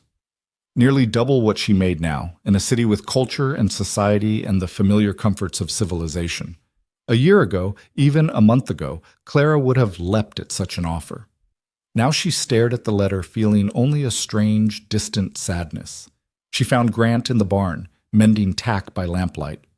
He looked up as she entered, saw her expression, and set down his work. What is it? Clara handed him the letter without speaking. She watched his face as he read, watched comprehension settle into something that looked like resignation. That's a good offer, he said finally, his voice carefully neutral. Better than what you're making here. Yes. And Philadelphia's where you're from. You'd have friends there. Stability. Yes. Grant set the letter aside, his hands clenching briefly before he forced them to relax. I won't ask you to stay. That wouldn't be fair. You've got to make the choice that's right for you. Clara moved closer, close enough to see the lamplight catching gold in his eyes. And what if what's right for me is here? His breath caught. You can't know that. Not for certain. Can I? She took the letter from his hand, folded it deliberately, and set it aside. Philadelphia was my past, Grant. It's where I came from, but it's not where I belong. Clara, but let me finish. I loved teaching there, loved the work, but I was lonely in a way I didn't understand until I came here. I was surrounded by people and completely alone. She took his hands, feeling the calluses that spoke of hard labor and honest living. Here, I matter. Not just as a teacher, but as a person. To Jamie, to Mrs. Harrow, to the families I teach. To you. Grant's hands tightened on hers. You matter more than you know. Then don't tell me to leave. Don't be noble about giving me choices when what I want is right here. What do you want? Clara's heart hammered, but her voice stayed steady. I want to stay. I want to keep teaching these children who need me. I want to help Jamie understand the world. I want to sit with you in the evenings going over accounts and talking about nothing and everything. She paused. And I want to see if what we're building can become something permanent. Grant pulled her close, wrapping his arms around her like he was afraid she might disappear. Clara pressed her face against his chest, hearing his heart beat fast and hard. I love you, he said into her hair. I've been trying not to, trying to give you space to choose freely. But I love you, Clara Bennett, and the thought of you leaving tears me apart. Then it's good I'm staying. They stood together in the lamplight, holding each other while the horses shifted in their stalls and the wind sang against the barn walls. When they finally pulled apart, Grant's eyes were bright with something that might have been tears. Marry me. Clara's breath stopped. What? Marry me. Not because you're desperate or because you need security. Marry me because you want this life, this family, this future. Marry me because you love me the way I love you. Clara thought about the platform at Ridgewater, about sitting there waiting for a man who'd made promises he never intended to keep. She thought about Grant offering her a meal with no expectations, giving her work when she had nothing, teaching her that real promises were kept in actions, not words. Yes, she whispered. Yes, I'll marry you. Grant kissed her then, deep and sure and full of promise. When they broke apart, both of them were trembling. We should tell Jamie, Clara said, but carefully. He needs to understand this doesn't erase his mother. He'll understand. He's already told me he hopes you stay forever. Grant's smile was crooked, vulnerable. Apparently he asked you weeks ago if you were his new mama. He did, and I told him I couldn't replace his mother. That's still true. You're not replacing her. You're adding to what we are. Sarah would want that. She'd want Jamie to have someone who loves him the way you do. They walked back to the house hand in hand. Inside, Mrs. Harrow took one look at their faces and set down her knitting. About time, she said. I was beginning to think you two would dance around it until spring. Jamie looked up from the book he'd been struggling through. Dance around what? Grant knelt beside his son, and Clara knelt too, both of them at the boy's level. Jamie, you know Miss Clara's been living here for a while now, teaching you, helping with the ranch. I like when she's here. She makes things better. That's good. Because I've asked her to stay forever, to marry me and become part of our family. Jamie's eyes went wide. He looked at Clara, then back at his father, processing with the careful deliberation of a child who'd learned that adults sometimes left. Forever? You promise? I promise, Clara said softly. I'm not going anywhere. But what about Mama? You're not going to make us forget her, are you? Clara's throat tightened. She reached for Jamie's hand. Never. Your mama will always be your mama. I'm just someone else who loves you. Is that all right? Jamie was quiet for a long moment. Then he launched himself at Clara, wrapping thin arms around her neck with desperate strength. Can I call you Mama Clara, so I can have both? Clara looked at Grant over Jamie's head and saw tears tracking down his face. She held the boy close, feeling her own tears fall. Yes, sweetheart. You can call me Mama Clara. Mrs. Harrow wiped at her eyes with the corner of her apron. Well, suppose we should start planning a wedding. Though, if you're expecting anything fancy, you've come to the wrong territory. Grant laughed, rough and relieved. We don't need fancy, just honest. The wedding was planned for the first Saturday in December, giving families time to finish harvest and prepare for winter's full arrival. Word spread through the community with the speed of prairie fire, and with it came an outpouring of support that surprised Clara. Martha Keene insisted on making the wedding dress, appearing at the ranch with bolts of cream-colored silk she'd been saving for something special. Ruth Holloway volunteered her house for the reception, claiming it was the only place large enough to hold everyone who'd want to celebrate. Even Ezra Tompkins, grudging and gruff, showed up one evening with a hand-carved blanket chest. For your household goods, he muttered, not meeting Clara's eyes. My Mary says every bride needs one. Clara accepted it with tears in her eyes, understanding the gift for what it was, acceptance, hard-won and precious. But 2 weeks before the wedding, trouble arrived in the form of a telegram. Grant brought it from town, his face tight with something Clara couldn't read. He handed her the thin paper without speaking. Charles Whitmore, arriving Ridgewater, Nov 28. Wishes to speak with you regarding previous arrangement. Will be staying at Ridgewater Hotel. Clara stared at the words until they blurred. Charles, coming here, wanting to speak about their arrangement, as if he hadn't abandoned her on a platform 3 months ago. What do you want to do? Grant asked quietly. I don't know. Clara's hand shook. Why would he come now? Maybe he heard you're getting married. Maybe he wants to make trouble. Mrs. Harrow appeared in the doorway, sharp eyes missing nothing. Or maybe he's realized what he lost and wants it back. Men do that sometimes. Don't value something until another man claims it. The thought made Clara's stomach turn. She looked at Grant, saw worry and anger warring in his expression. I need to see him, to understand why. I'll come with you. No, this is something I need to do alone. Clara took his hand, squeezed it. I'm not the woman he left on that platform anymore, Grant. He can't hurt me the way he could have then. Grant searched her face. You're sure? I'm sure. But I appreciate you wanting to protect me. They rode to Ridgewater together the following Saturday, but Grant waited at the Mercantile while Clara walked to the hotel alone. Her heart hammered, but her steps stayed steady. She found Charles in the hotel dining room, and the sight of him hit her with unexpected force. He looked exactly as she remembered, handsome in a polished way, well-dressed, his smile practiced and charming. The man she'd traveled 800 miles to marry. He stood as she approached, and she saw surprise flicker across his face. Clara, you look different. She did.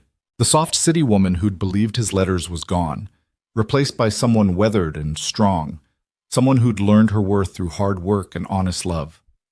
What do you want, Charles? He gestured to a chair. Clara remained standing. I made a mistake, he said, his voice carrying the smooth persuasiveness she remembered.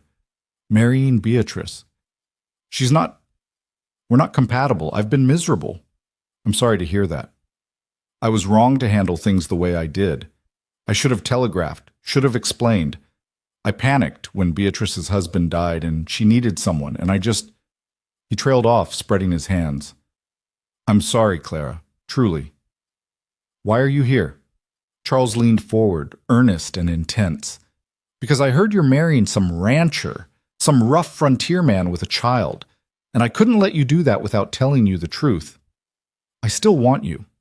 Beatrice and I can divorce. It'll cause scandal, but we can weather it together. Come back east with me. We can start over, have the life we planned. Clara stared at him, feeling nothing. No anger, no longing, not even satisfaction at seeing him grovel. Just a distant pity for the man who thought love was something you could schedule and rearrange at convenience. No. Clara, please, I know I hurt you, but I can make it right. I have money, connections. I can give you everything. You can't give me anything I want. Clara's voice was steady, clear. You see Grant as some rough frontier man, but he's the most honorable person I've ever met. He kept every promise he made to me, even the ones he never spoke aloud. He values honesty over convenience, and he loves me for who I am, not who he wants me to be. You can't possibly love him. You barely know him. I know him better than I ever knew you. I know he'll sit up all night with his son through nightmares. I know he pays his workers fairly even when it cuts into his own profit. I know he offered me help when I had nothing, asked for nothing in return, and has spent every day since showing me what real partnership looks like. Charles's expression hardened. You're making a mistake. You'll regret choosing this hard life over what I'm offering. The only mistake I made was believing a stranger's letters instead of trusting my own judgment. Clara turned to leave, then paused. I'm grateful, actually. You abandoning me was the best thing that could have happened. It brought me somewhere I actually belong, to people who actually value me. So thank you, Charles. And goodbye. She walked out without looking back, feeling lighter with every step.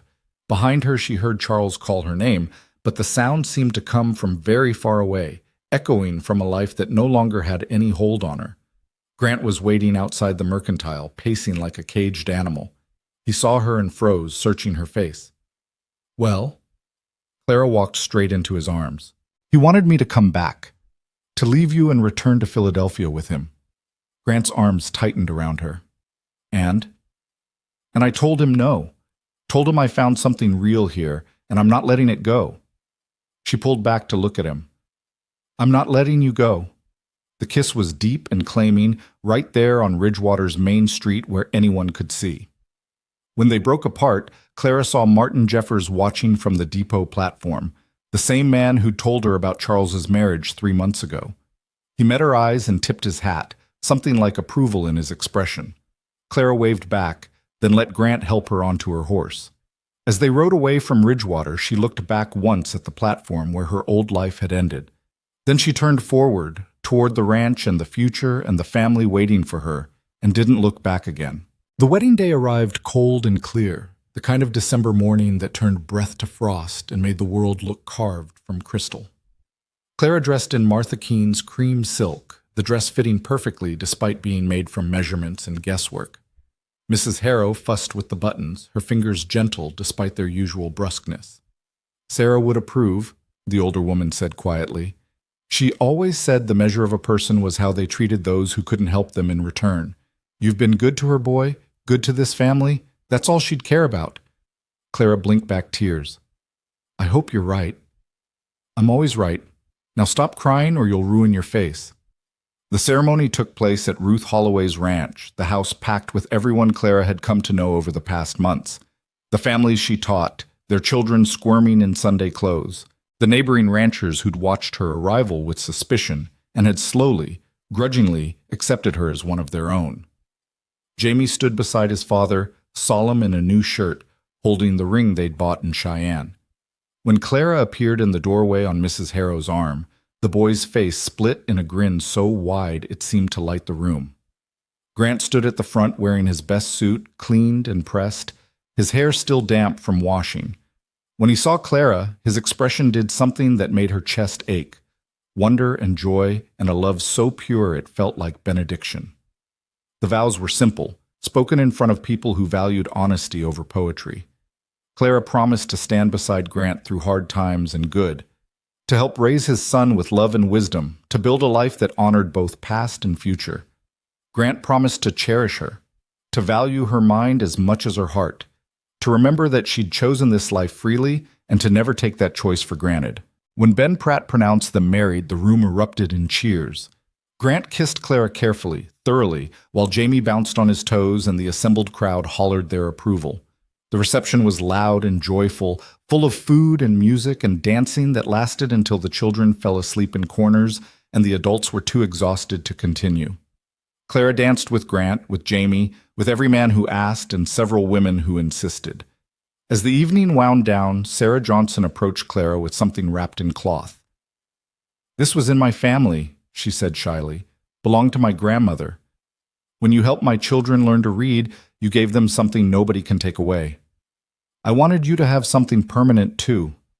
Clara unwrapped the cloth and found a silver locket, tarnished but beautiful, with space for 2 photographs inside.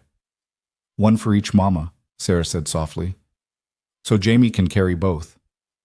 Clara's vision blurred. She hugged Sarah tight, this young frontier mother who understood that love wasn't finite, that hearts could expand to hold more than one person in the space marked mother. They rode home in the wagon as stars wheeled overhead, Jamie asleep between them, the prairie stretching vast and quiet on all sides. When they reached the ranch, Grant carried his son inside while Clara stood in the yard, looking up at the sky.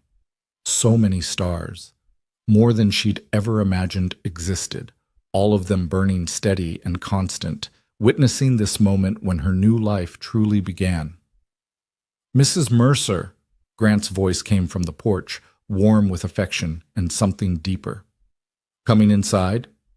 Clara turned, saw him silhouetted against the lamplight, saw the home they'd built together waiting warm and welcoming. "Yes," she said, "I'm coming." Inside, Mrs. Harrow had left a fire burning and a pot of coffee warming. Grant poured them each a cup while Clara checked on Jamie, finding him sprawled across his bed, still in his Sunday clothes, dead to the world.